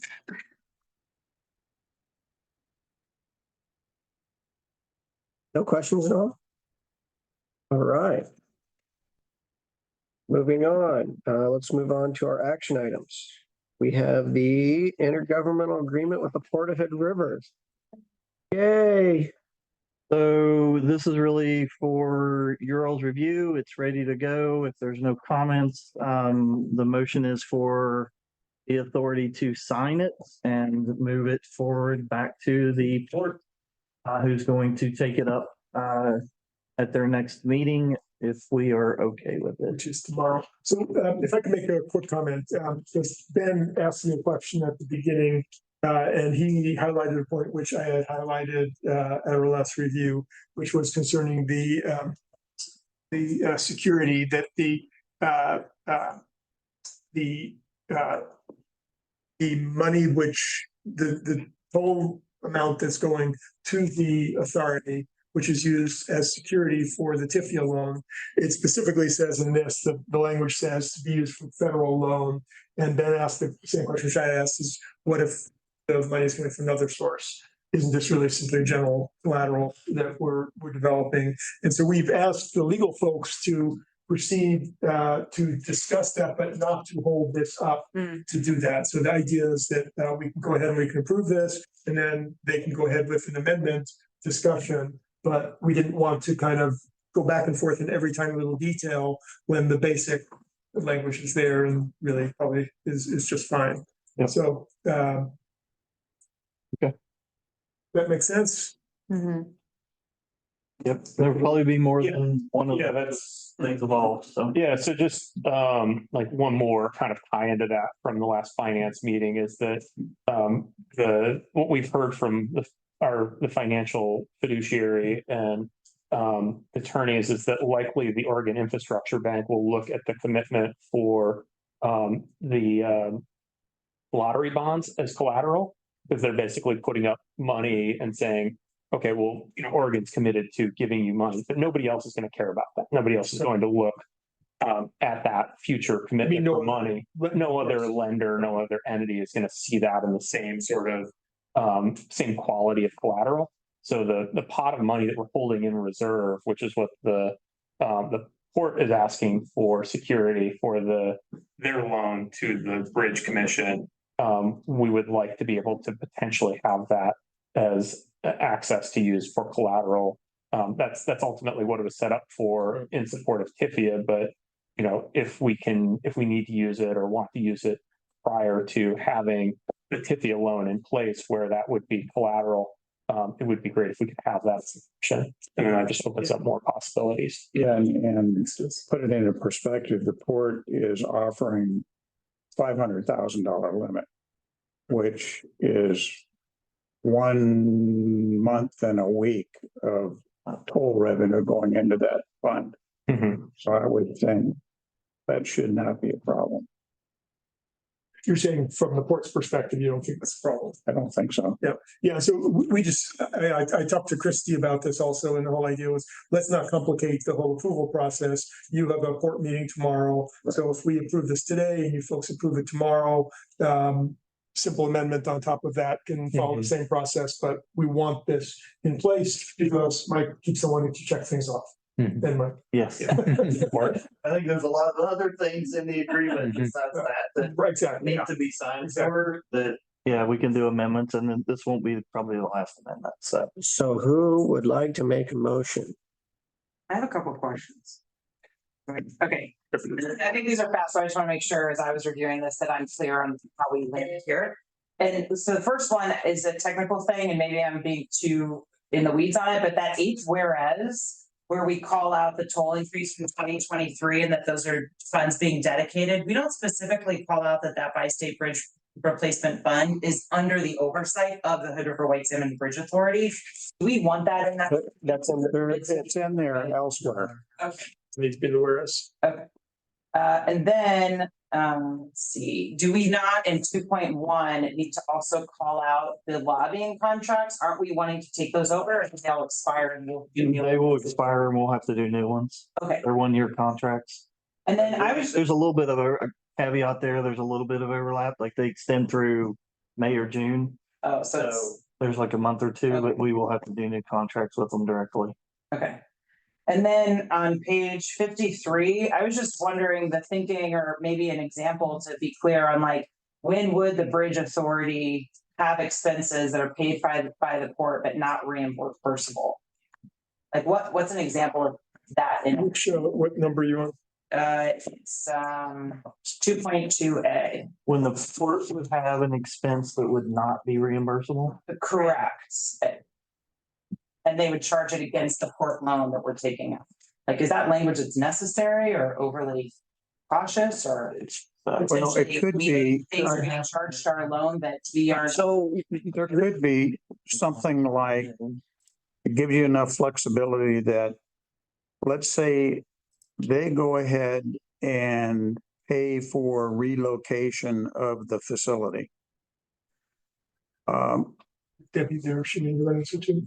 Okay, go ahead, Debbie. Hi, I just thought I'd jump in here. There may be others, but the big one that's going to show up is the lobbying. That is generally not reimbursable from grants. And so that will have to be paid. At some point, it will come from toll revenue. And so what we're saying through that IGA, we being the port at the moment, I'm putting my port hat on. What we're saying is that we will loan the money for you to pay the lobbying expenses. And then when you do have some money that has a different source than grants, when you have some other money, you can pay the port back at that point. Thank you. That's helpful. Okay. Any other questions? Yeah, hold on. I just gotta check my note here. Thanks for reading this.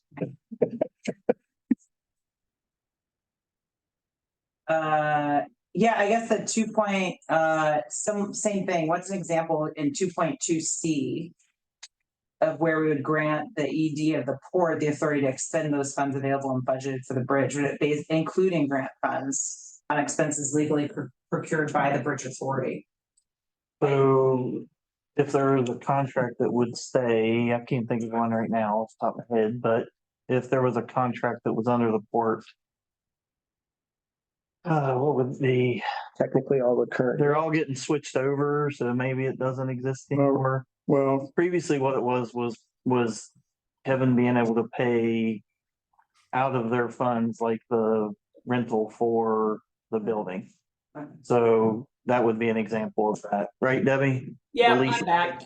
Yes, exactly. And I'm the one actually that raised that as a concern, because what is happening is that the Hood River White Salmon Bridge Authority is entering into contracts. The Port of Hood River is paying out the Port of Hood River cash and recording it as a Port of Hood River expenditure. And then we're asking for Port of Hood River grants to reimburse it. But it's really a Hood River White Salmon Bridge Authority expense. So so this just clarifies it, mostly for our auditors. It clarifies it that yes, this is a legitimate expense. Yes, we're all recognizing that it is for the bridge authority, but it's a legitimate expenditure for the project. And so therefore, it's legitimate for us to be recording it as a project expenditure and asking for reimbursement from the grants. So it just kind of covers that for our auditors is the primary reason that that's in there.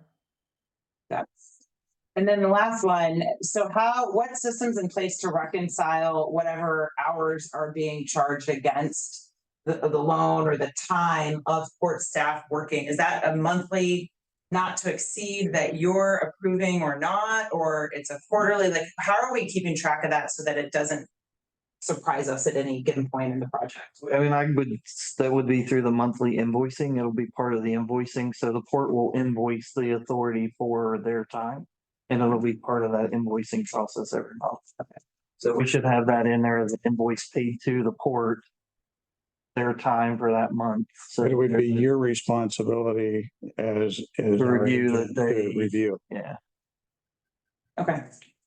Those are my questions. Any other questions? Not seeing any, I would entertain a motion. Motion to approve the IGA as submitted. I'll second. There's a motion and a second discussion. I would just like to thank the members of the governance committee for all their work on this, as well as the work of all of the port commissioners that were involved, as well as Kevin Greenwood. Thank you all, and sorry it took us so long to get this done. And Debbie, you can quit sweating. We're going to take a vote. Thank you. Thank you. All right. With that, all those in favor signify by saying aye. Aye. Aye. Motion carries. Okay. CDM Smith traffic and revenue contract. Well, Debbie and is Carrie still on? No. So Debbie, you want to start on this? Yep, sorry, I was trying to get my video back on. I should just left it on. So this is a small contract. At some point we will probably come back to you with the idea of having CDM Smith do your what they call the my mind investment is grade blank at the moment, but what investment grade? Yes, thank you. The investment grade traffic and revenue TNR study. But at this point, what we're asking you for is. So CDM Smith did the initial TNR study that was done for the Washington State Transportation Commission. And we've talked about that, presented it, et cetera, et cetera. As part of the credit rating process that is coming up on March 19th, the people from Kroll, the rating agency, will be out here on site. That was the contract that you approved 2 weeks ago, was the contract to have them come out on site to do a credit rating for the Hood River White Salmon Bridge Authority. As part of that, something that will be really crucial is to have a presentation from CDM Smith on that TNR study that they did. Because that TNR study is an independent third party that says, yes, this project is viable, basically, is kind of the bottom line. And so we need, and we're hoping to get Tim Besh, who was very much involved in that. We're hoping to get him to come down. He's putting together slides for the project or for the presentation and things like that. So this is basically to cover his time and his assistant's time to get these slides together, to be part of the presentation, to make sure that we're all fitting everything in where it belongs, and then to come down and actually be part of the presentation on site on March 19th. Any questions? You need approval to proceed on that. That's where I was going next, if you'd like to make the motion. I move that we go ahead and authorize getting CD Smith, the folks that did the traffic revenue study for Washington, get them under contract to support us on 319 with that presentation. Is there a second? I'll second. All right, there is a motion to accept, second to accept the contract CDM Smith. All those in favor signify by saying aye. Aye. Aye. Motion carries. Communications Charter Amendment. You want to take this one? Yeah, so the main change here, we kind of touched on it earlier, was that Anna will kind of serve as the primary media contact for the project. Basically, any question coming over to a commissioner or even into these offices will first go to her. So that's the main change. Otherwise, there's nothing else that really should. So I'll make a motion to approve the communications charter amendment. Is there a second? Second. Is there any discussion? Hearing none, all those in favor signify by saying aye. Aye. Aye. Motion carried. All right, informational items. All right, the RFP we've talked about, we're in negotiations with the highest ranked firm. We'll progress to giving them an NTP somewhere early April, if not sooner. So that's the next big stage. Board appointment updates. I think Clickitat County's adoption is in here. Just want to make sure everybody saw how they set everything up and it was in there. We'll take that off. Hood River County is. We acted on Tuesday evening. Unfortunately, Heidi was out for part of the week, so she sent me an email. She sent me a memo and said she would provide it. She would notify all the folks of what their exact appointments are and provide that to you. Perfect. Actually, maybe I was supposed to provide that to you. We'll get it from you for the week. So, okay. Sorry about that. So we'll include Hood River's next meeting just so everybody has a copy of it. Risk register, we will provide that on the first meeting of the month. We're developing a dashboard for that you'll have access to, that you'll be able to see kind of high level summary of how many top risks we have, where the risks are, dollars associated with those risks. So we'll have that dashboard up and running by the next meeting. So toll revenue report. Debbie, do you have anything related to the toll revenue report? We did attach it to the meeting. Nope, it was about what we expected. So they've been a little low through the winter compared to prior years, our traffic counts. But we've had between bridge repair and the lift getting stuck up one day, and then the bad weather in January, it's really impacted our traffic numbers through this winter. So hopefully February will be back on track, because I think February was a pretty normal month. So I'll have that one. And I'm sorry this one was late. I really try to have them by the first meeting of the month. I should be able to have them by the first meeting of the month. So I'll definitely have it on March 11th. And also, I believe Commissioner Fox asked for a forecast. Yes. Kind of take a look forward. And that's something that's actually fairly easy for us to forecast. And so I'm working on I've actually got some numbers, but I'll work on a good presentation and have that for you on March 11th as well. So a question for you, assuming that, we're signing the IGA and assuming the port signs the IGA, what's the next step as far as getting an account set up and move that money into the account that's from the authority? So you actually some months ago approved Umpqua Bank and approved getting an account. I probably presented all that to you a little bit early in the process because I didn't know the IGA was going to take so long, which is fine, but you've already got that set up. So as soon as the port approves the IGA, which actually they don't meet again until March 19th, unless they end up with a special meeting between now and then. But once the port approves the IGA, then that account will get set up. I'll have to look back and see who the signers are, but I believe it's the two co-chairs. And then we'll get that all set up and get that money over into there. Umpqua actually has a money market option that pays, I believe it's 25 basis points higher than the LGIP. They actually go off the LGIP, and the money is guaranteed.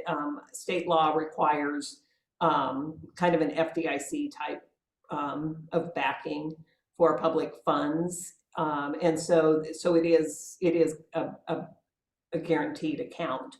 And so we can talk about at the next meeting. We can talk about how exactly you want that money, but it can get moved over. So Debbie, what is that percentage now? Because I was running the numbers on your sheet on what we've got in interest. There actually was an error in the interest, and so you've got about $6,000 more in interest, and I will be presenting that at March 11th as well. I've gotten that cleaned up, so you have about $6,000 more in interest than what it shows on that January report. What's the rate currently?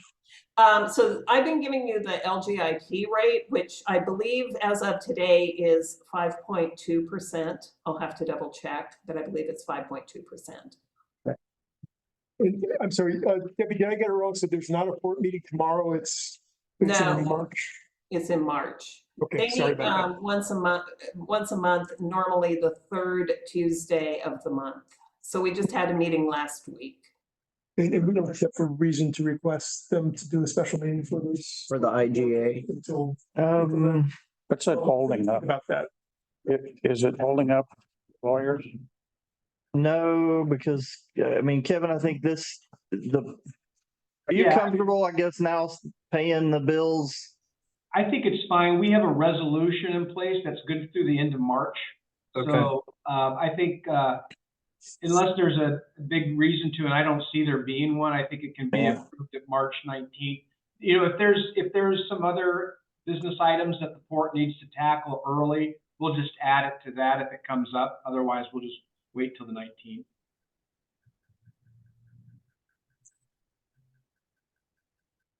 Right.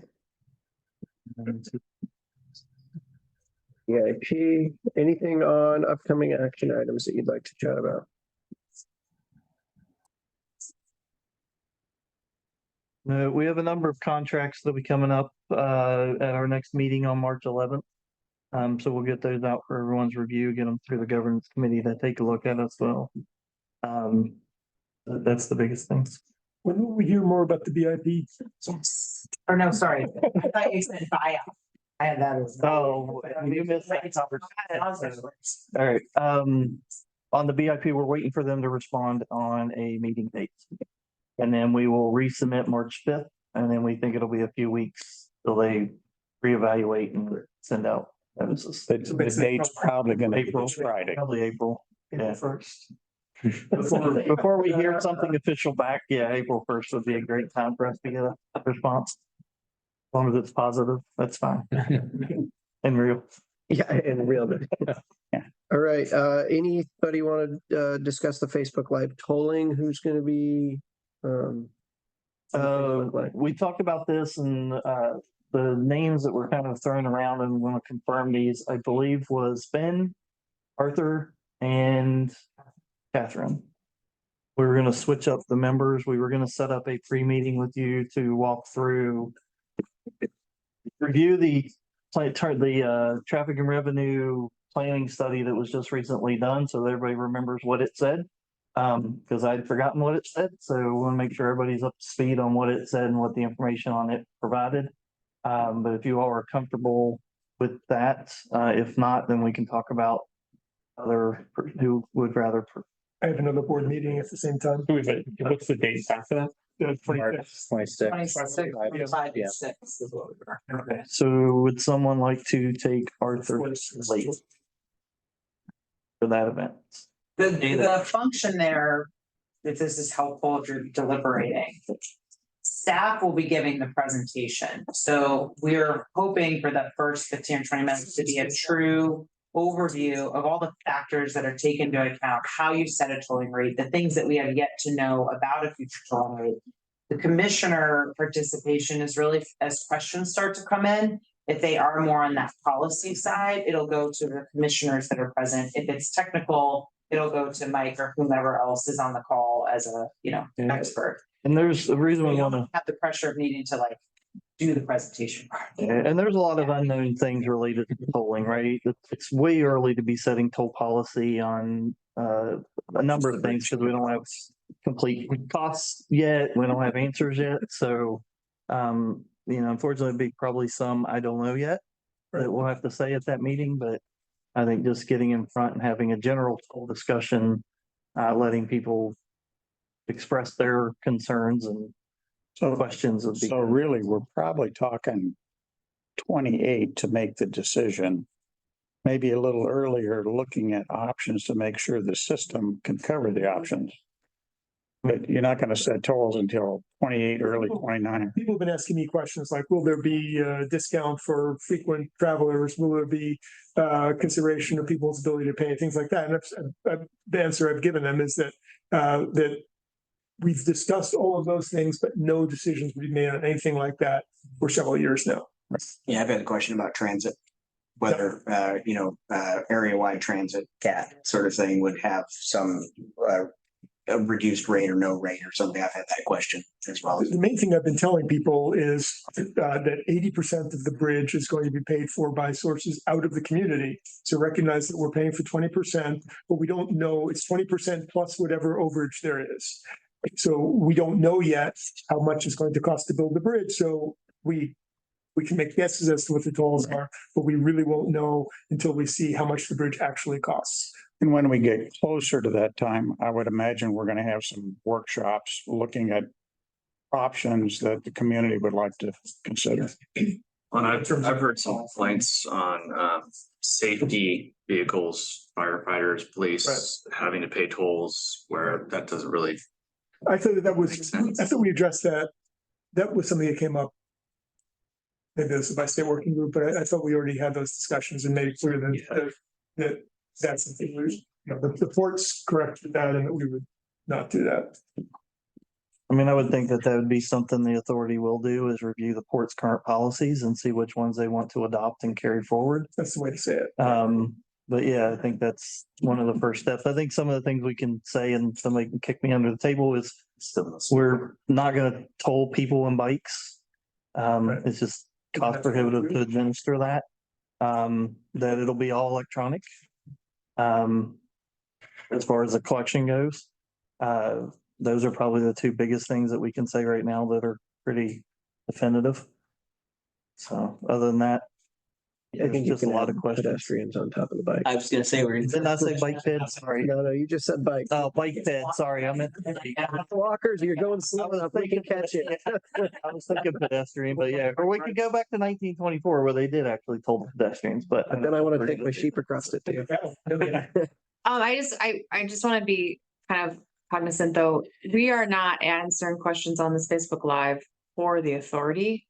It's also just a space for people to be seen and heard. And so I think if you go into that space, because the tolling is the main question that happened on the first Facebook Live, and people were pretty antsy in the pantsy the first Facebook Live. I mean, I watched it. So I think we have to be really careful when you come off mute, and I kind of looking at JLA to kind of direct us that whatever you say will go back to the authority. Even though you might speak out of turn and by accident, you have to be really careful with what you say, because this is a space for us to gain community interest and value proposition and like coming together. And so we really need clear messaging from JLA on what we should answer, what we shouldn't answer, and what should be said and what shouldn't be said, and who should be the first person to throw. I mean, I've done a lot of these Facebook Lives, and if people start interrupting and talking over, and you have one person that says, we're going to paint it with invisible paint, and then the next person says it's going to be blue, that having people from the community hear two different messages and the same thing could be really counterintuitive and counteractive to what we're actually trying to produce here. So I just want to be really clear that this first meeting is going to be as important as the Facebook Live. Is it okay if I respond? Please. So I completely agree. And what we did prior to the last Facebook Live event was we actually came up with a plan for like who's addressing which types of questions. We had a whole list of like, these are the things that we expect might come up with the public, so everybody can be prepared for it. And then I tend to facilitate it so that way I'm just like, okay, Catherine, can you address this one? So that way, at least there's like some structure, and all three of you aren't like, who's going to take this one? So it's our goal to help everybody feel supported and not just out there like, okay, everybody's firing questions at us and who's on deck. Some sort of a ankle bracelet where if we get near that, you can just shoot. We don't even, you just don't even notice a little square on the Zoom box, like, oh, okay, that's what I'm answering that one. I do have some training collars for my dog. Is that whether you're willing to take Arthur's spot since you're Arthur's alternate? Okay. Catherine does bring up a great point, though. When we're in these meetings or we're getting asked by, anybody, a question that you do, you're making an answer that somebody's going to interpret is the board's position on something. And it may be something that unilaterally you can't do. So it's kind of always remind yourself of that, is that, you know, you're getting information more than we are making decisions or trying to provide definitive answers, because some of those things are board decisions, not the individual. And it's easy to get caught up in the conversations, but just kind of be cautious of that. And some people are gonna troll us. Some Absolutely. people are gonna ask us questions They and they like, purposely look for we have different. to be ready for that and just Yeah. like not Well, respond. Yeah, and that was some of the thinking of like doing a follow, like doing follow-ups that are topic based and doing one on tolling, because it was very clear in that event, and not surprising also, that people were asking and really dialing in on tolling and I think frustrated as viewers, feeling like they were getting non-answers. And I think it was because of that balance of not trying to continue to have trust and not mislead people and say something that we couldn't back up, but we also don't know the future, and feeling like doing a presentation where they hear from experts in this space, people that have done this on other projects, that can get into the weeds of like all the things and appreciate where we have so many gaps. So that hopefully then there's an understanding of, we're not trying to do double speak or do like glittering generalities here, but we also don't want to be throwing something out into our communities that people point to years later, which this project has as its history. You said this, the money was supposed to go to that. Why is my toll now X? So, but you're totally right. And I think that is the thing in the thick of the moment where JLA can be really helpful in moderating it, is if you're feeling like, you know, to have a beat so that no one's feeling like they're being immediately on the spot, but there's an opportunity to breathe and kind of feel comfortable giving an answer. It's like, that's great input. We'll take, I mean, there was a great idea, I don't even know if we shared, of like, closing the bridge, the old bridge, while the new one's open, and letting like a pedestrian day or week and go out there and take pictures or whatever. And, you know, when that came forward, it was like, that's great, we'll share that, but not like, yeah, we're gonna do that. I've already been sending people up. Yeah, good. One other thing too, is it's a great opportunity to call out for the public to like call to action, right? I mean, the tolling one especially, the more we can get grant funding from the states and federal, the less tolls this bridge will have to have. So I think it's a great opportunity to remind people, get a hold of your local representatives that can make a decision on us getting grant funding, and let them know how important it is.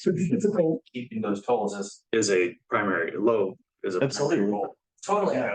And the more, The main reason why we're publicly funded, like pursuing it as a public project. yeah, yelling at us is not nearly as effective as communicating Residents need to tune in, but that was really, you know. So, yeah.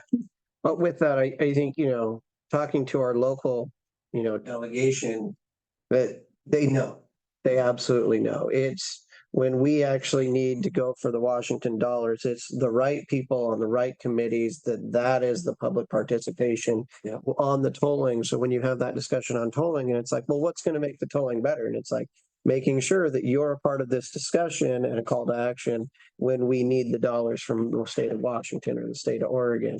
And when we do, here's the people you're going to want to talk to. So, you know, I think you bring up an excellent point with this whole.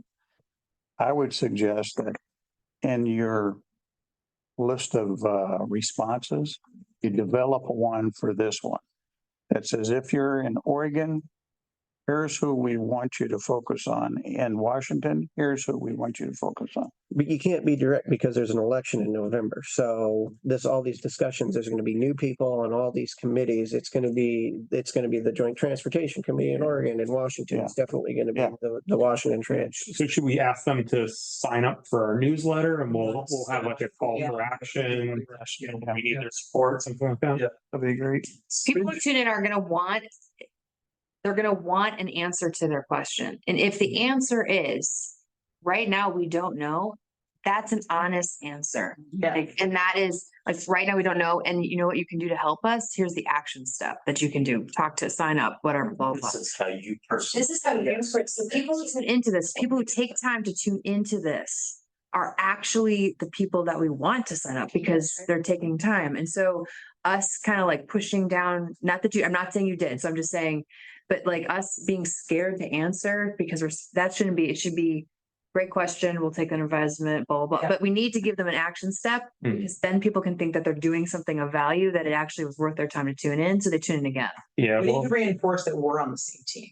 Yes. As commissioners are their team. They are our team. Instead of having opportunities where don't know is the answer, and it feels like now all of a sudden we're like, this is now the enemy, or like we need to all come together to achieve this same goal. So I've been answering these questions since 2007. I don't think there are any new questions. I haven't heard a new question probably in about 3 years. So I'm not worried about. You heard about the walk across the bridge question? Yes, that's a new one. No. That was his question. That's why. Under a fake name online. It's on my website. Oh, Before you had Where did the- it come from? well, the city of White Salmon, if we all remember, we really were lobbying to keep, and Kevin might remember this, we had a whole meeting and our own deck and presentation of the current bridge becoming a pedestrian bridge and the economic development that could come from it. And it lives forever in my file folder, but absolutely. That's one of the many questions is why can't the final bridge? It's okay. Now it's your. Whatever they want to do. Sorry. The piece that is always the hardest, and is going to be the hardest in this meeting, you described it as trolling, but it's the anger or frustration at the port from 10 years ago. And it's the techniques and methodologies that we answer those. And again, those are not new questions. And I have no trouble answering those questions. But I don't know if you guys like my answers, but I have no trouble answering those questions. But we have to make sure we're consistent on those and give answers that leave that don't leave the issue festering. It is something that festers. Question to JLA, is there a way to also stream this live on LinkedIn, since that happens to be our largest social media presence as described in your own? We should be able to link to it. Yeah, have you tried to do that through? We've done a live stream on LinkedIn, have you? Yes. That's cool. I would love to help you with that. Yeah. I think you'd actually get more industry specific and more leaders in sector, which I think would be nice because But if you these get are for local. I agree. Totally. Dual 100%. because the 100%. relationships we need are on Facebook and our Correct. local residents, but farther industry, that's a great idea. But a lot of people who are not on Facebook anymore. Like Yeah. I'm personally really not on, I'm literally only on Facebook now to like the post that you've requested. Like, that's literally why I go on Facebook. To like, yes, there's 17 of them and that's, so, but I'm saying if you do LinkedIn, it's professionals who are now seeing it. I'm not saying outside of this area, but there are a lot of professionals on LinkedIn because if you look at who's like in the Hood River, White Salmon, it's still local people. Yeah, I It's think very both. interesting. Yeah, we are all the same team. Yeah. And I think Arthur touched on and has lived it for a very long time, and a lot of us are also very aware of it, but rebuilding those relationships, like I would rather be engaging directly with those people who maybe are always going to be naysayers through the life of the project than starting to say, well, let's go over here where it's like maybe more friendly, or they get it, they understand these things. Like our best lever moving forward is to shift course. And I think doing it to both is the best of both worlds. Like then you're going to get a really interesting mix of questions from it. But One idea I've had is when JLA puts a post up and I sit there and I look at what people are starting to say and I'm like, all right, I got to step in because now people are taking this and spreading it. And I don't like doing it for that personal reason because I don't want to speak for it. But maybe the right idea is to have JLA responding on those messages being like, go to here and here's the answer. Or why don't you go look at the 2-hour last Facebook Live event, to get your answers. Rather than having us do it, because they don't have the relationship that we have though. That's people know me and they know that I'm not going to give them bullshit. So there's an advantage to people hearing me say that. I agree with you. I think there's go ahead. Best practices though for social media is not to respond to any comments. Because if you respond to one, you have to respond to all. And so we have to also understand whoever's going to speak for us we have to understand the actual workload that it would take for JLA to respond. Because in all sincerity, if I see Hood River on there, I will say to JLA, like, you can't just respond to the good attaboys. You got to do both. And then if you start getting in this back and forth with somebody who just wants to just go back and forth with you, it's a complete waste of time for this Resources. and resources for us. So as a personal, I would say we don't have to correct anyone's misinformation because it's their misinformation unless it is catching fire. And a lot of people who go on Facebook and start trolling back and forth, the community is actually correcting it themselves. And it's not necessarily Bridge Commission or JLA. So I'm very hesitant to say to JLA, yes, please respond to, no, please do not respond to comments, because once we start doing that, we set a terrible precedent for future contractors, and the amount of work and time that goes into answering every single comment and having a factoid or this is misinformation. I mean, this person would be more than full-time, honestly. So there's a reason that most of your state agencies do not respond Correct. or get into the fray. They'll put out stuff and they'll put out facts, but they don't get into the fray of our. So then one thing we do, like at the county, is if we're not gonna respond or no one's gonna respond, we make sure comments are turned off. Because for, at least for the county, we have to, everything that's said, we have to, we have a program that has to keep track of it all. And then if, people start going down the line of saying derogatory or inappropriate things, well, then we have to deal with that and delete that. And then it just gets ugly. So for most of like our emergency management comments are all turned off. So that's something policy wise, just to think about. We're way over time already. Is it okay if I respond to that? We do leave comments open on our official social media outlets and respond to those because we want people to engage with us on our channels, like the things that are coming out from this project, but we don't have the ability to control whether or not if somebody else posts our post, if they leave, we can't control whether or not they allow. Yeah. It's the first version. Right. Yes. Right. And then once you share it and people start commenting on yours, well, that's on you. People, you're providing lift or drag. Lift or drag. Okay, is there anything else for the good of the order? We are way past time. Hearing none, with the will of the consent of the board, I would move to adjourn. Thank you all for coming. Thank you to the public for showing up. Bring all your friends next time. Give her the sun. So that's all.